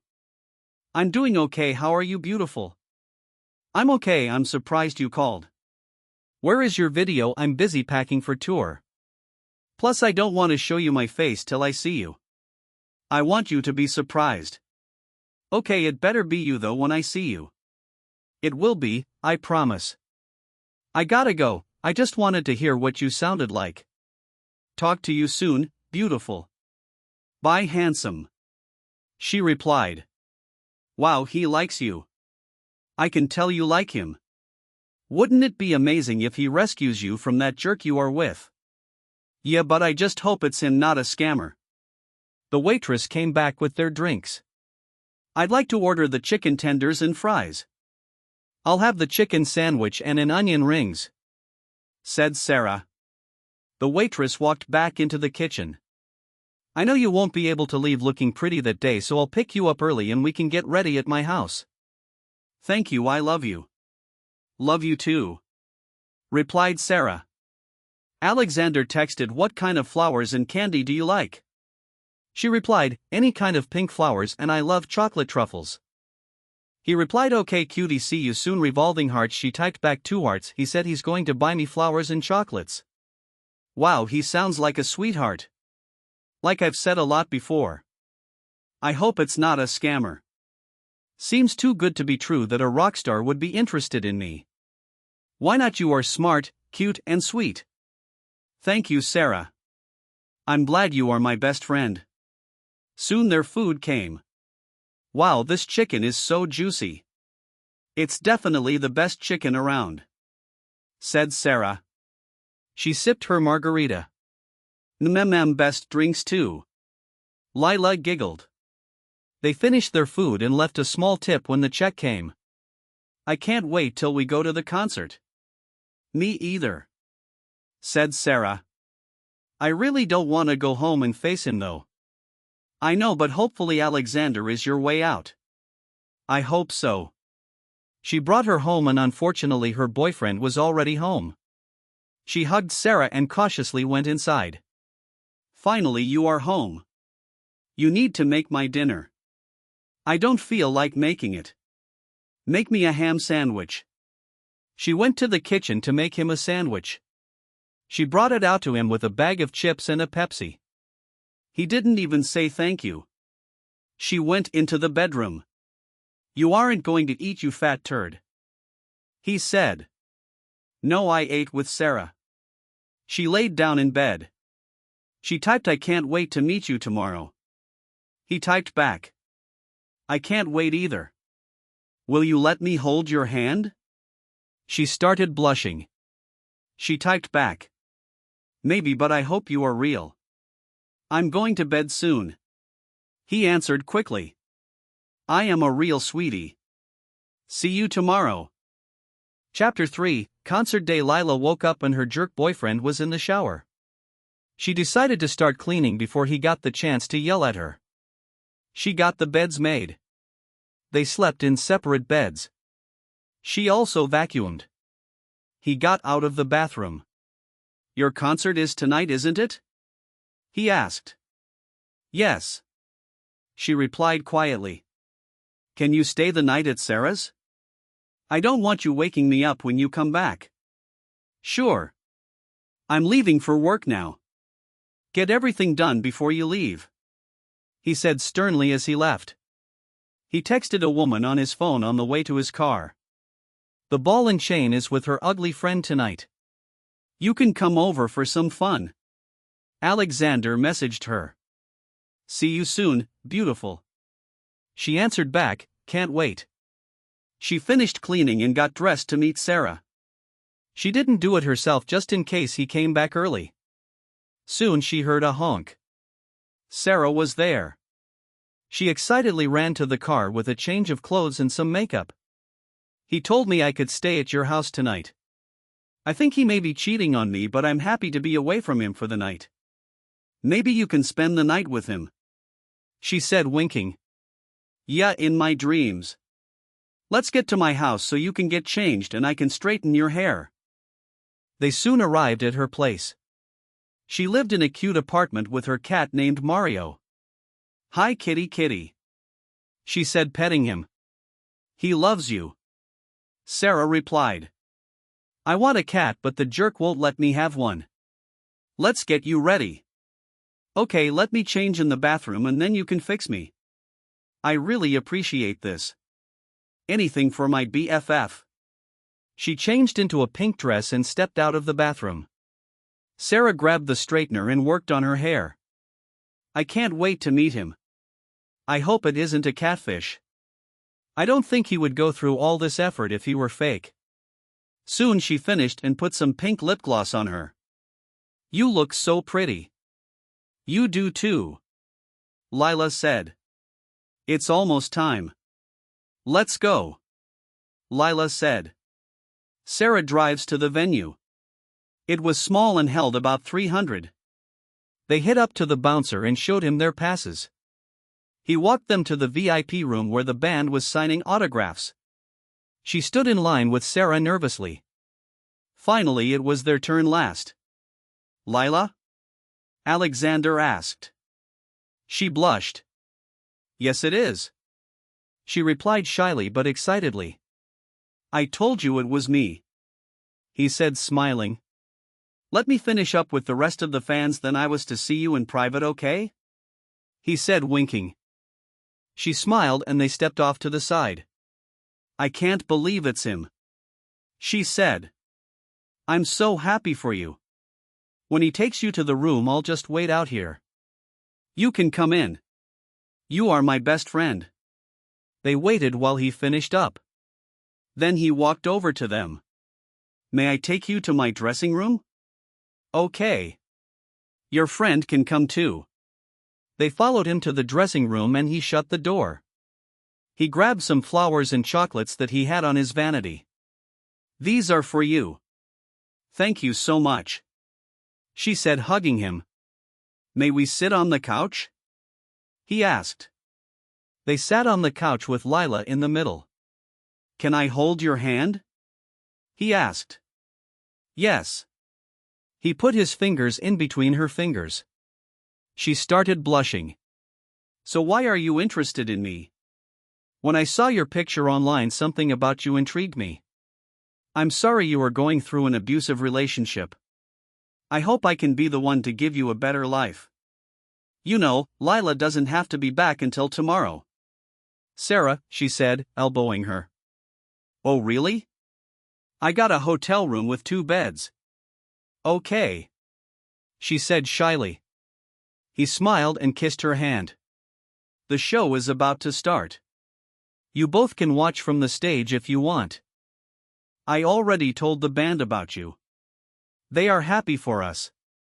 That is, they hope we will end up together. After everything I've been through, I'd love a guy that will treat me well. Well, here I am, he said, snuggling her. Okay, I gotta get out there. Let me walk you backstage. He held her hand and brought them up to the side of the stage. There were a few chairs set up. They both sat down. I hope you enjoy the show, sweetie. He gave her a kiss on the cheek. Then he walked on stage. This seems like a dream. I really hope this isn't a dream. It isn't a dream. Are you excited to spend the night with him? I'm so nervous, she replied. I want to dedicate this song to a special woman in my life. My girl Lila, he said for everyone to hear. Then he looked at her and blew her a kiss. She couldn't stop smiling. They started playing her favorite song, Rain Dance. This is the happiest I've been in years. I will never have a good day like this again. It's a fluke, she said, hanging her head. What if you spend the night with him and never go home? You could be free and he wouldn't know where you went. That sounds amazing, she said. They finished that song and did a few more songs. She knew them all by heart. He made sure to keep looking her way and smile at her. She smiled back and felt so happy. Soon the show was over. All the members started walking off the stage. He held out his hand and she took it. They both followed him to his dressing room. That was an amazing show, said Lila. Thank you, my love. I hope you will take good care of my best friend. I promise. He packed up his backpack. Are you ready to head back to the hotel room? We need to take the tour bus there. Why don't you sleep on the bus? We do sometimes, but it gets cramped. I'll see you later. I love you, please call me tomorrow. I will love you too, said Lila. They held hands and walked out to the tour bus. The rest of the band was already there. Hi Lila, nice to meet you, said Xander the drummer. How do you know my name? Alex has been talking about you non-stop. He's in love, he said teasingly. But she has a boyfriend, said Alexander. Not anymore, I think I'm ready to walk away. I'm tired of being hit and screamed at, she said, holding on to him. Good, you can travel with us. I'll get you new clothes and things. I'll protect you. Thank you, she said, crying. Sit down with me on the couch. Then once we get to the hotel we can settle in and order room service. She smiled and sat down with him on the couch. She laid her head on his shoulder and he wrapped his arms around her. I'm happy for you too. You have been looking for a good girl for a long time, ever since your ex abused you, said Benji the bassist. I'm so sorry you went through abuse too, said Lila as she still was crying a little. It's okay, I'm just glad we found each other. I hope you don't mind, I'm a little older than you. I'm 30 and you are 45. Age is just a number. He smiled and kissed her on her head. Soon they arrived at the hotel. They all got out and went to the front desk. Reservation for 5 under the name Alexander Filatov. Very good, sir, just sign here and take your room keys. Thank you very much, he replied. They walked up to their rooms. The two guitarists Benji and Jordan shared a room together and Xander had a room to himself. Alexander and Lila went into their room together and locked the door. The beds were covered in flower petals and there was a chilled bottle of champagne on the nightstand. He pulled her into a hug and kissed her cheek. I know you've been through a lot, so we can take things slow. I just want to make you happy. I'm so glad I met you, she said, snuggling into his chest. I'm so glad too. Are you hungry? Yes please, can we order a pepperoni pizza? Yes we can. Why don't you sit on the bed and I'll order it now? Okay. She went over to the bed and sat down. He grabbed the phone and called room service. Hi, I'd like 1 pepperoni pizza please and a chocolate cake for dessert. Thank you. Okay, it's on the way, darling, he said, sitting by her and putting his hand on her leg. When we leave tomorrow I need to get a different phone. He's tracking this one and I don't want him coming after me. We will get you a new phone tomorrow when we get to the next town and we can go shopping. I'll have a little time before the next show. That sounds wonderful. Thank you for taking care of me, she said, kissing his cheek. Anything for you, my baby. Soon there was a knock at the door. Their food has arrived, he tipped the hotel worker. There was a small table and chair set in their room. They sat down together. He popped the champagne and poured 2 glasses. To our new lives together, he said as they clinked their glasses. Chapter 4, starting over. He opened the pizza and gave her a slice on a plate. Thank you, handsome. He winked at her. She bit into it. So good. I agree, I love pizza, he replied. So where are we going tomorrow? Boston, we will be leaving sometime in the morning. Then once we get there you can get a new phone. Give your friend my number and take the SIM card out of your phone so he can't track you. Okay, I'll call her right now. Hey Sarah, I'm going to be getting a new phone so he can't track me. Alexander is going to send you his number till I get the phone. I'm going to travel with the band for now to get away. Okay, I love you, be careful. They hung up. Alexander texted his number to Sarah and she responded that she got it. Then Lila took the card out of her phone. They finished their dinner and dug into the cake. This is so sweet and delicious. Not as sweet as you though, he replied. She started blushing again. They finished their cake and drank some more. They were both a little tipsy at that point. You want to cuddle and watch a movie? That sounds great, she said happily. I brought my pajamas with me in my purse. Let me get changed quickly. She went into the bathroom and got changed into a cute Hello Kitty shirt and pants set, while he got down to his t-shirt and a pair of shorts. You look so cute. So do you, she replied. They got under the blankets together and he put his arm around her. Do you think I'm doing a bad thing by just leaving and not telling him? You are doing the right thing. I had to do the same thing. My girlfriend did the same thing to me. She would hit me and threaten me, but no one believed me. He lifted up his shirt and Lila noticed the scars on his stomach. She put her hand on them. I'm so sorry you went through that, she said, lifting her shirt to show her bruises. He kissed her belly. No one will hurt us ever again, he said. They smiled at each other and she snuggled closer to him. He started flipping through the channels to find a movie. Soon he found a comedy. They started watching the movie together. Finally, they both felt safe instead of scared. It wasn't long before they fell asleep in each other's arms. Soon it was morning. His alarm went off, startling her. She jumped out of bed and thought she was going to get screamed at as usual because of her PTSD. He got up quickly and held her. She started crying. It's okay, you are here with me. No one will ever hurt you again. She started to calm down a little. He just held her there and kissed her forehead. I'm sorry, I'm just used to being hurt all the time. I think I'm just stuck in flight response. It's okay, sweetie, soon you will be okay. I'm going to try to make you the happiest girl. I'll try to make you happy too, she said, looking into his eyes. He pulled her into a tender kiss that took her breath away. She started tearing up again. I haven't been kissed like that in years. He's a loser. You have me now, he said, kissing her again.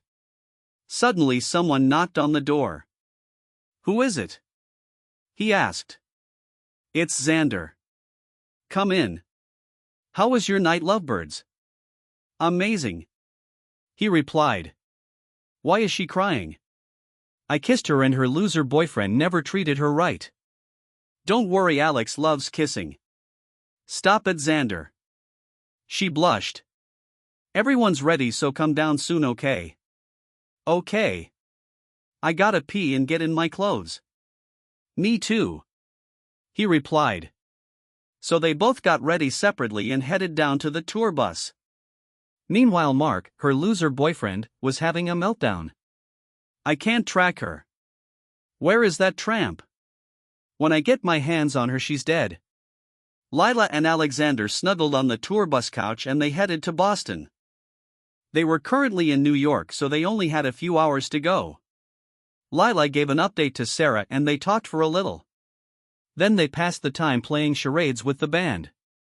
Soon they arrived and pulled up to a Walmart. Let's get some shopping done, then we will head to the venue. I already booked a room for us. The guys are going to stay in the bus this time. Okay, baby, thank you again for being with me. I'm so lucky to have you, she said, kissing his lips. I'm the lucky one, he said, kissing her. They got out of the tour bus and headed into the store. He wouldn't let go of her hand and that made her happy. Her loser ex wouldn't hold hands with her. They went over to the women's clothes. She grabbed a pack of underwear and socks. Then she found a couple dresses.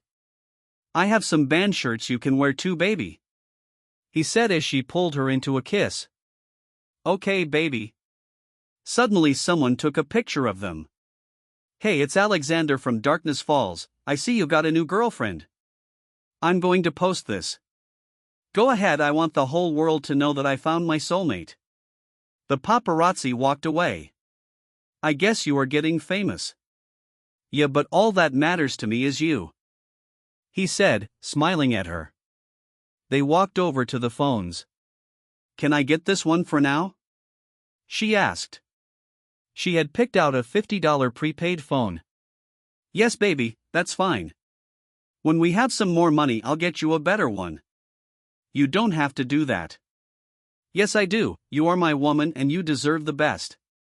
She started tearing up again because she hadn't had someone treat her so good before. Okay, we gotta check out so I can get ready for the show. They went and checked out. Thank you for everything. I'll pay you back when I can. All you need to give me is your love, he said, kissing her cheek. The rest of the band were already back on the bus. I got us all some snacks and sodas, said Xander. He threw them some chips and handed them each a Diet Coke. Thank you, she replied. She started nibbling on her chips while the bus started moving again. You are cute when you eat. Oh, stop it, she said, giggling. Did you see the article online? Someone posted your picture, said Benji. I know, but I don't care. I love her. You do? She asked. Yes, honey, I loved you as soon as I saw you. I love you too, she said, kissing him. Mmm, you taste like chips, he said as they both giggled. She finished her snack and snuggled into his chest. Soon they got to the venue. Chapter 5, That's My Woman. Mark was still angry, not because he loved her but because he had no one to be his slave. He tried to convince his side piece, but all she wanted was to sleep with him and not do anything else. An article popped up on his phone. Darkness Falls lead singer Alexander gets a new lady, and there was a picture of him and Lila looking into each other's eyes. He got so angry he almost smashed his phone. That little tramp. I'll show her. He went and bought the cheapest ticket he could to the Boston show. The concert started in 3 hours and it would take 2 hours to get there. He got in his car and started driving as fast as he could. Back at the venue, the band was unloading their instruments and getting ready. Alexander and Lila were relaxing in his dressing room. He was putting on some black eyeliner and then some red lipstick. You are so handsome. You are so perfect, he replied. He brushed out his long black hair and put on a black leather outfit with studs. You don't get hot in that? She asked. Yes, but I can always shower later. One day maybe I'll shower with you. That sounds sexy, he replied, winking at her. They sat down and snuggled on the couch since they had time before the show. Soon people started arriving for the show, including Mark. He got up to the guy scanning tickets and he held out his phone. Okay, sir, you are in the standing only section, which is right there. Mark went over there, but when he wasn't looking, he went backstage. He saw a door with Alexander's name on it and kicked it in. Lila grabbed onto Alex. You are a tramp. How dare you cheat on me? We are over. You abused me and cheated on me for years now, she shouted back at him. Security! Yelled Alex. He stood up and got in Mark's face.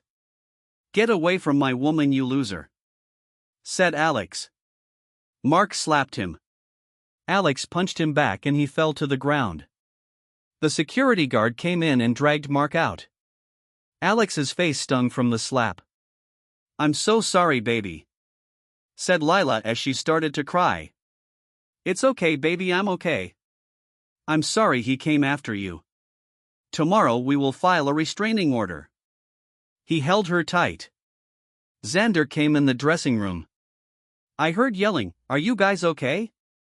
We are fine. Her crazy ex came to stalk her. You should have yelled for me, I would have punched him. Thank you, my brother. I appreciate it, he said, hugging him. Xander hugged Lila. You're like our little sister now. If you need anything, you can call on any one of us, okay? Okay, thank you, she said, squeezing him back. Are you okay to go on tonight? Yes, I am. Sweetie, are you going to be okay? Yes, baby, I will. How much longer is the tour, though? I'm hoping to move in with you and settle down soon. He got a big smile on his face and he kissed her passionately. We have a couple more shows and then we can move into my house in Florida. That sounds wonderful. Okay, we gotta get on stage, but I'll walk you to your seat on the side of the stage and you can watch me again. Okay, baby, I love you. Love you too. They walked to the stage and she got comfy in her chair. They went on and once again Alex gave a shout out to Lila. Lila took the time to text Sarah and let her know that she missed her. She texted back that she missed her too. The crowd was energetic tonight. They even danced and sang along to the music. Alex once again would stop and blow her kisses. She kept watching him and smiling. She was finally starting to be at peace. Soon the show was over and they both headed back to the dressing room. That was an amazing show, honey, she said, giving him a kiss. Thanks, beautiful, I can't wait for the tour to be over so we can settle in together. I'm paying off a duplex that's by the beach. The other band members live in the top half, we live in the bottom. We all moved in together so we could afford it. That sounds good, baby. I can't wait to wake up to you every day. Me either, sweetie, he replied, picking her up and hugging her tight. Chapter 6. Moving in. The last few shows on the tour seemed to fly by. Soon they were packed up and headed home to Florida. Thank you for being in my life. Thank you for being in mine, he said, pulling her close and kissing her. What till you see the house? You will love it, said Benji. Are you still going to get a restraining order? Asked Jordan. Probably not.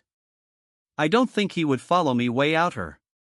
Plus Xander could just knock him out for me if he does show up. He flexed his muscles at them and smiled. Soon they pulled up to a nice white duplex that was right near the beach. They parked the tour bus in this massive garage and got out. Home sweet home, baby, he said, lifting her up in his arms. Jordan unlocked the door and Alex carried Lila inside. This place is amazing, she said, looking around. A big TV, fancy kitchen, comfy couches. Alex walked her into the bedroom. There was a king bed and lots of blankets and fluffy pillows. She flopped on the bed smiling. He climbed on top of her and they started making out. Xander placed an order for 2 large pepperoni pizzas and some wings. They stopped making out and walked into the kitchen. I ordered some food, it should be here soon. Thanks, brother, said Alex. Lila looked in the fridge and saw some wine coolers. May I have one? She asked. It's our house, baby. You can just take what you want, he said, giving her a big kiss. Sarah started FaceTiming her. Hi, I missed you. I'm home, let me show you the place. Lila walked around showing her the house, then she ran outside to show her the beach. The band followed her outside. Just watching her be so excited. Wow, I'm so happy for you. I love you. Love you too. I'll talk to you soon, okay? Bye, bestie, said Sarah. She ran back to Alexander and jumped in his arms, kissing him. I'm so glad I have you. I'm so glad I have you too, my princess. Just as they were outside, the pizza guy drive up. That will be $50. Alex hands him 60. Keep the change. Thank you, sir, have a nice night. They went inside and started devouring the pizza and wings. They all helped themselves to more wine coolers and were soon tipsy and giggly. Lila started dancing with her pizza while one of their songs was playing in the background. Alex smiled and started dancing with her. Once they were done with their food, they all sat down to watch some TV together. Lila sat down next to Alex and they grabbed a blanket to cuddle under. The rest of the guys took the other couch. Xander, you are too big to be in the couch with us, said Benji. Xander was tall and very muscular. The other guys were kind of skinny and short. I didn't want to impose on the lovebirds. It's okay, I'll just bite you if you try anything with us, said Alex, giggling. Xander sat next to Lila. Lila hugged him. See, my brother, I don't bite. He hugged her back and gave her a kiss on the cheek. She looked over to Alex and was shaking. She was a little worried that Xander might have just shown too much affection. Mark would always beat her if she even said hi to any man. "Why do you look frightened, babe?" he said, holding her tight. Xander kissed my cheek. "I thought you were going to flip out." "Baby, we are family. I don't care if they hug and kiss you on the cheek. Your lips are all mine though," he said, kissing her deep. "Thank you for treating me good, baby. Thank you for not thinking I was a scammer," said Alex. They snuggled and continued watching TV. Soon Lila started yawning. "Do you want to go to bed, my love?" "Yes, baby." They got up and they all gave her hugs goodnight. Except for Xander, he was extra and gave her another kiss. They went into the bedroom and locked the door. She slipped into her pajamas and he got into a tank top and boxers. They crawled into bed and covered up. "Why does Xander show me more affection than the others?" she asked quietly.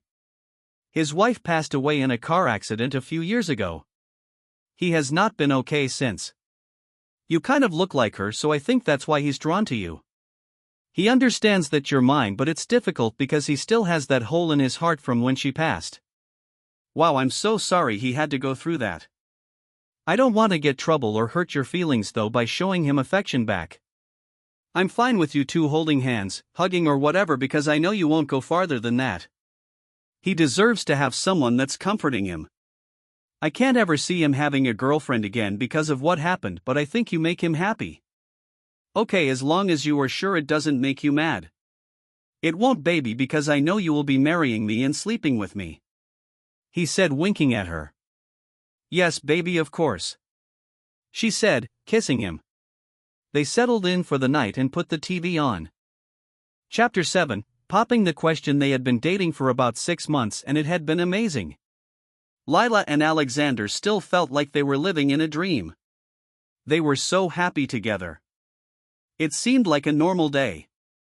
Lila and Xander were sitting on the couch together. Benji and Jordan were out. "Baby, I gotta go, but I'll be right back. Stay here, okay?" "Okay, baby, I love you." They kissed. "Love you too." He left. Her and Xander had gotten pretty close too. Alex knew about it though and was okay with it. Xander was her best friend. He slipped his hand in hers and kissed her cheek. She smiled and kissed him back. They loved holding hands but didn't do it much with Alex around because it felt weird. Alex and his bandmates were at the jewelry store picking out something for Lila. They were planning a big surprise for her. "I need to tell you something. I don't know if Alex told you already, but I lost my wife in a car accident and you remind me of her. From your looks to your personality. It's almost like she had a long-lost twin sister. Alex told me the night I moved in. That's why he gave me permission to be close to you. He knows that I give you comfort and he wants you to be happy." He smiled wide at her and let out a sigh of relief. "I'm so glad you are okay with this. You do make a big difference in my life. When he first showed me your picture, I had started crying. I told him, wow, you are so lucky. You found a girl that's a mirror image of my wife." "Wow," she replied, tearing up. He wiped her tears. "Don't cry, I love you." Her eyes light up. "I love you too." He caressed her face. He kissed her on the lips so lovingly. She embraced it and kissed him back. "I'm sorry, I just had to know what it was like to kiss you. You are so much like her." "It's okay, but we can never do this again. Holding hands and cheek kisses are fine, but I love Alex." "I know, and I won't do it again, I promise." "Thank you," she replied.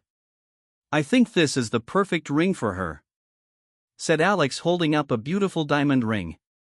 "It's $1,000, said Jordan.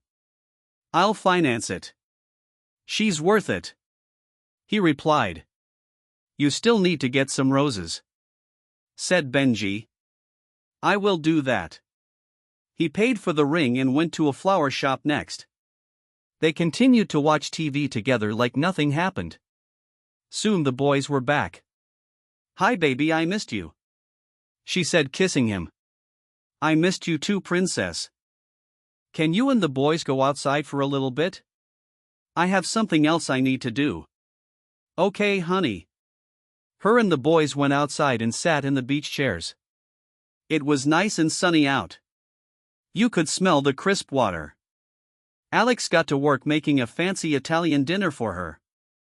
Yummy spaghetti, tasty sauce, buttered garlic bread. He even got a nice bottle of red wine. He hoped she would like it. He was even baking chocolate cupcakes for her with the sweet frosting she liked. Outside, Lila and Xander were sitting. They had their chairs next to each other and they were holding hands. You are not worried Alex will get jealous? Asked Benji. He knows we are best friends and that I promised not to be intimate with her. She also knows about my wife and she understands everything. That's good, said Jordan.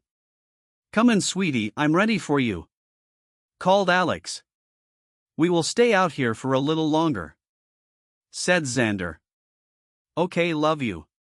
Love you too, Lila. She went in and Alex had candles set up along with a delicious dinner. Wow, baby, this looks amazing, she said as he pulled her into his arms. Anything for you, my baby. They kissed and sat down to eat dinner. This is the best dinner I've ever had, she said as she slurped a noodle. You are so cute when you eat, he said, giggling. She smiled back and dug into the bread. It was so warm and delicious. She sipped the wine. It was fruity. She soon finished and he handed her a cupcake. There was something sticking out of it. He came over to her chair and got on one knee. You make me the happiest man alive. Will you marry me? She pulled the ring out of the cupcake and started crying. Yes, I'll marry you. She licked the frosting off the ring and slipped it on her finger. Then she kissed him. Frosting, he said, giggling. She started giggling. The rest of the band came in and turned the lights on. She said yes. He excitedly kissed her again. Benji and Jordan congratulated her quickly, giving her hugs. Xander was a little bit slower because he wanted to be with her. He hugged her tight and kissed her on the cheek. Alex is a lucky man to have you, he said, hanging his head. I think I'll go to my room for a little bit, he said as he walked away. Did something happen while I was gone? Kind of, but can we talk about it later? I just want to snuggle with you and eat some cupcakes. Okay, baby, I'll bring some cupcakes into the living room. She sat down on the couch and covered up with a blanket. Jordan and Benji sat on the other couch. Alex handed her a cupcake and wrapped his arms around her. They watched TV for a couple hours and Xander still didn't come out of his room. Can we go check on him, babe? Yes, princess. They walked to his room and knocked on the door. Come in. We got to tell you something, said Xander. Lila went over and held his hand for support. I kissed her on the lips. She reminds me so much of my wife that I had to kiss her. I'm sorry. Please forgive me, he said, tearing up. I know you really like her. I know how much she's like your wife. She's going to be my wife, though. I can't picture my wife sleeping with another man. Holding hands and occasional cheek kisses is one thing, but sex is too far. Lila started tearing up too as she squeezed both of their hands. I just can't believe you fell in love with someone who's just like her. He continued to cry. I'm sorry that it happened that way. As soon as I saw her picture, I was in love. She also went through the same abuse I did. I wish I could marry you both. She thought she said to herself, but she accidentally said it out loud. What did you just say? Asked Alex. I didn't mean to say that out loud. I'm so sorry. He held onto him and started crying hard. Shoo, it's okay, sweetie. I know you love us both and it must be so difficult for you. It's my fault. I shouldn't have been affectionate to you. You're his girl. That's my mistake, said Xander. She went over and kissed his cheek. Her own face was soaked in tears. I'm glad you both are in my life. I wouldn't change anything. He kissed her back on the cheek. Like I said before, some kissing and hand-holding I'm okay with. No sex or making out though. I know, baby. I still don't really know what to do though. This was supposed to be our happy engagement and you didn't tell me what happened right away. I am a little hurt. I was afraid you would be mad. That's why I didn't tell you. I'm not mad, just upset. I think I need to be alone for the night. You can sleep on the couch or whatever. He said, kissing her, then leaving the room. She grabbed one of Xander's pillows and cried into it. He reached over and rubbed her back. This is my fault. I won't hold your hand or kiss you anymore. I don't want to break you guys up. She picked her head up and hugged him. Did you really mean what you said about marrying us both? Yes, I did. I feel like I'm supposed to be with both of you, but I can't lose Alex. I understand, like I said, I'll leave you alone. Okay. She got up and left the room. He filled in Jordan and Benji on what happened. She loves you, dude. Don't let this ruin everything. You know how much she's been through and how much Xander's been through. They are probably hurting so much that her having both you and him probably is helping her healing process. Said Jordan. Yeah, it's a lot of emotions for both of them. Said Benji. Suddenly she walked into the living room and covered up on the couch. She was sobbing into the cushion. He wanted to comfort her, but instead they decided to go to their rooms to give her space. He laid in his bed. It felt empty without her. He started to cry. He didn't want to share her but couldn't risk losing her either. Seeing her cry broke his heart. Chapter 8, Love is Difficult. Xander got up that night to go to the bathroom.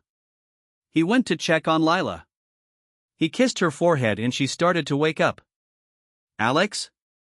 She asked sleepily. No, it's Xander. I love you, Xander.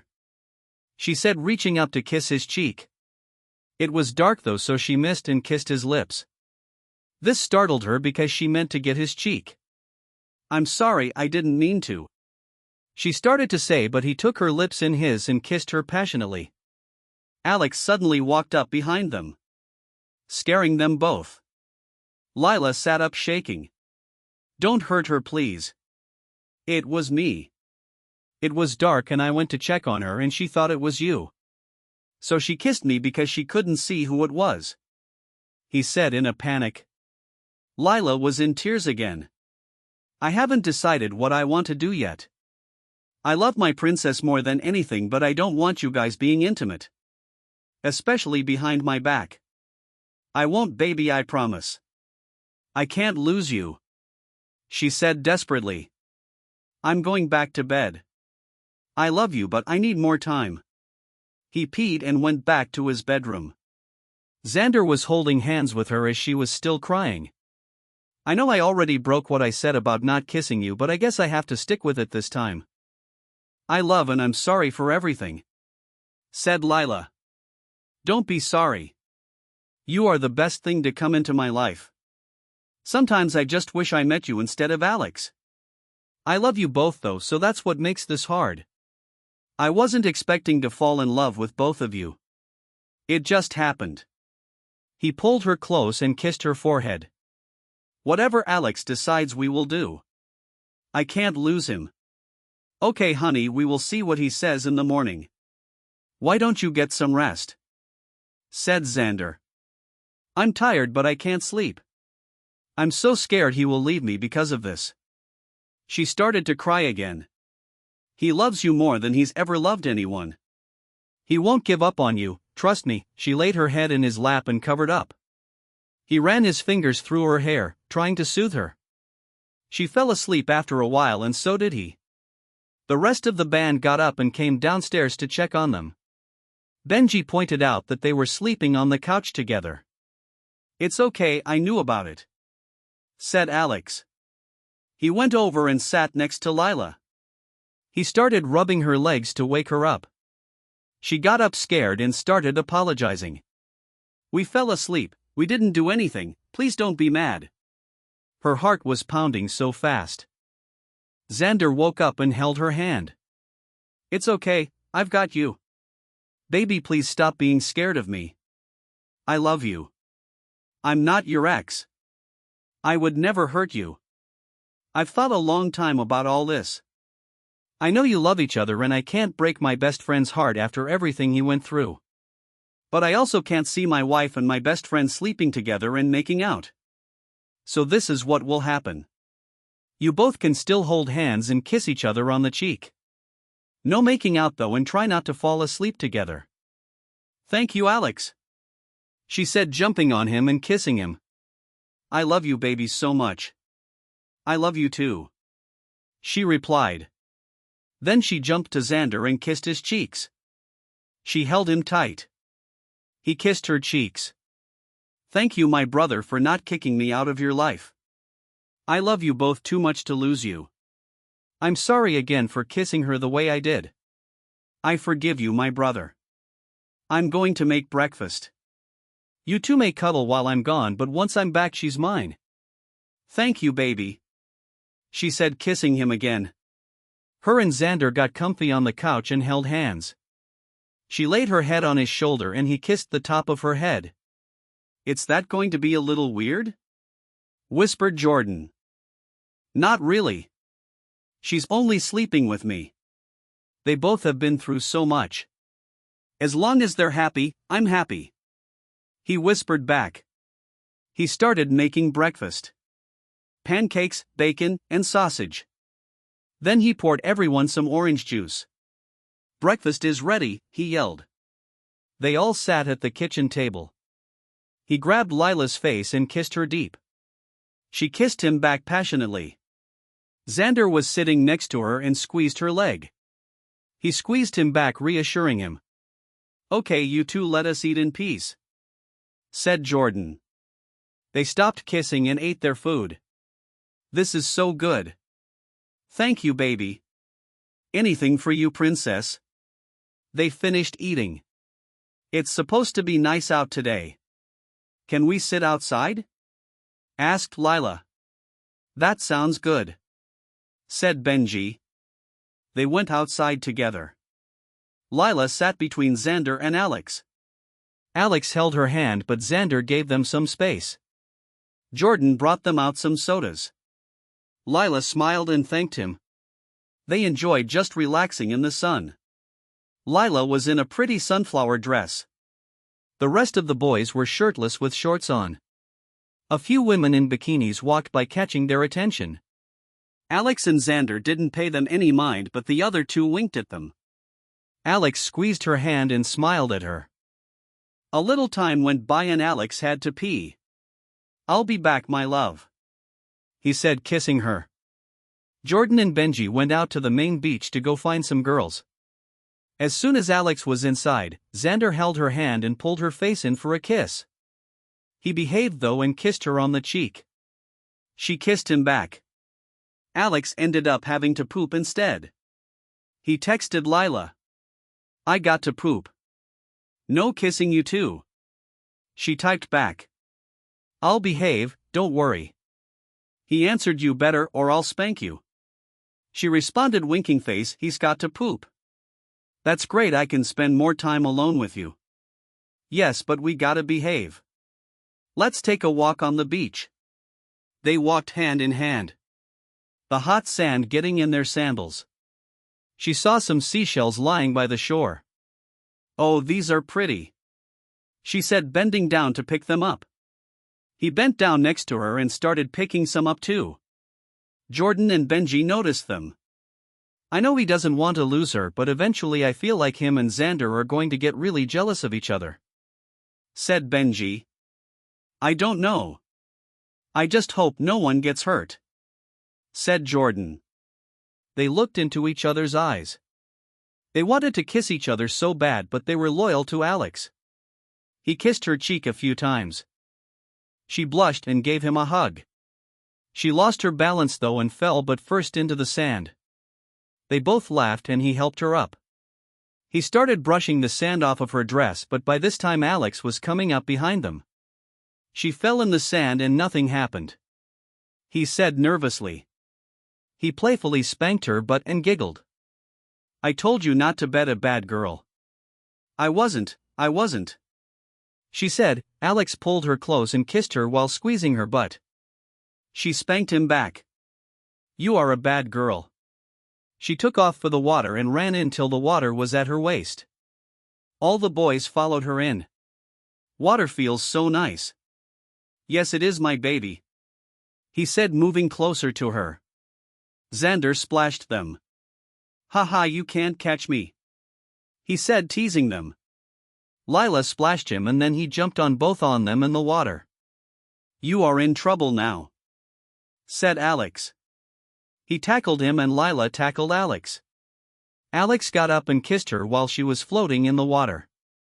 Xander decided to be naughty while they were kissing and splashed them. Alex stopped kissing her and splashed him back. He could sense that her and Xander really wanted to play with each other in the water, but he was trusting them to behave. They locked eyes with each other. She started getting emotional. She couldn't shake this feeling she had for him. He looked at Alex as if to ask for permission to comfort her. He nodded with approval. He went over and hugged her in the water. Don't cry, beautiful, I'm here. But I want to kiss you and I can't. What is wrong with me? Falling in love with two people. I'm a tramp. Alex went over to comfort her. Xander stepped back. You can stay, said Alex. There's nothing wrong with you. You just have a big heart. That's something I love about you. Let's just get some so you can dry off and calm down. Who do you want to walk you home? Asked Alex. Both of you. Chapter 9, A Tragic Wedding. 6 more months went by and soon they had been together for a year.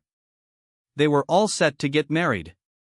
Alex had bought Sarah a plane ticket so she could be there when the time came. Sadly, a paparazzi broke the news of the upcoming wedding to a tabloid. So it was all over the internet.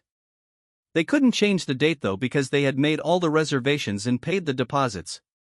It was going to be a beachfront wedding. They couldn't wait to get married. Xander was still a little jealous but was happy that he could still have Lila in his life. The bandmates were busy getting Alex ready while Sarah was there to help Lila. Everything was already set up at the beach. The chairs, flowers, and they had yummy food that was going to be delivered post-wedding. I can't believe you are getting married. Me either. She started curling her hair with a curling iron. Her gorgeous white dress was already on. I'm so glad you found happiness. You deserve it. Thank you, I hope you find your Prince Charming someday too. They both smiled at each other. Soon she finished getting her ready. She looked beautiful. Xander came up dressed sharply in a black suit and purple tie. Ready for me to walk you down the aisle? He asked, kissing her cheek. Yes, I am. They linked arms and the three of them started walking towards the beach. An elegant wedding arch made with pink flowers stood at the edge of the beach. Alex was in a blue suede suit and he looked stunning. Everyone watched as Lila and Xander walked down the aisle. Sarah took her place in front of the arch and was getting teary-eyed. Xander hugged Lila and whispered that he loved her. She said she loved him back. Then he stood by Sarah and started crying himself. Dearly beloved, we are gathered here today to join Alexander and Lila in holy matrimony. Alex, do you take Lila to be your wife in sickness and health till death do you part? I do. Lila, do you take Alex to be your husband in sickness and health till death do you part? I do. I now pronounce you husband and wife. You may kiss. Ah, that man has a gun. Someone shouted. They turned around in horror to see Mark pointing a pistol right at Lila. You are going to die, he shouted. He fired the gun but Xander jumped in front of her just as Benji tackled Mark. The bullet went through him and punctured his heart. He fell to the ground and was bleeding heavily. Someone dialed 911 to help Xander and take Mark to jail, but it looked like Xander wasn't going to make it. Alex and Lila started crying and holding their hands on his chest to stop the bleeding, but it was no use. Lila, I love you. She bent down and kissed his lips one last time. I love you too. She wept. I love you too, my brother. He said, hugging him. I love you too. The ambulance arrived, but it was too late. Lila laid on his chest crying hysterically. Alex rubbed her back and tried to calm her. The police dragged Mark off after tasering him. He was to be locked up for life. Chapter 10, Epilogue. It had been a year after Xander had passed. Lila and Alex were pregnant with their first child. They were having a boy. That day they were visiting Xander's grave. Lila bent down and placed a bouquet of flowers. Then she kissed his gravestone. I miss you so much. I'm having a boy and I'm naming him after you. I love you so much. I love you too, my brother. We will see you someday. Don't miss out. Click the button below and you can sign up to receive emails whenever Skye Rickman publishes a new book. There's no charge and no obligation. https://books2read.com/r/bseyaqbisnd, connecting independent readers to independent writers. About the author. Skye is a young woman from New York who enjoys horror and romance movies. She has had a passion for writing since she was 16. She loves all things fantasy and paranormal. You can find all her information on her Ko-fi page. There you can purchase books and more.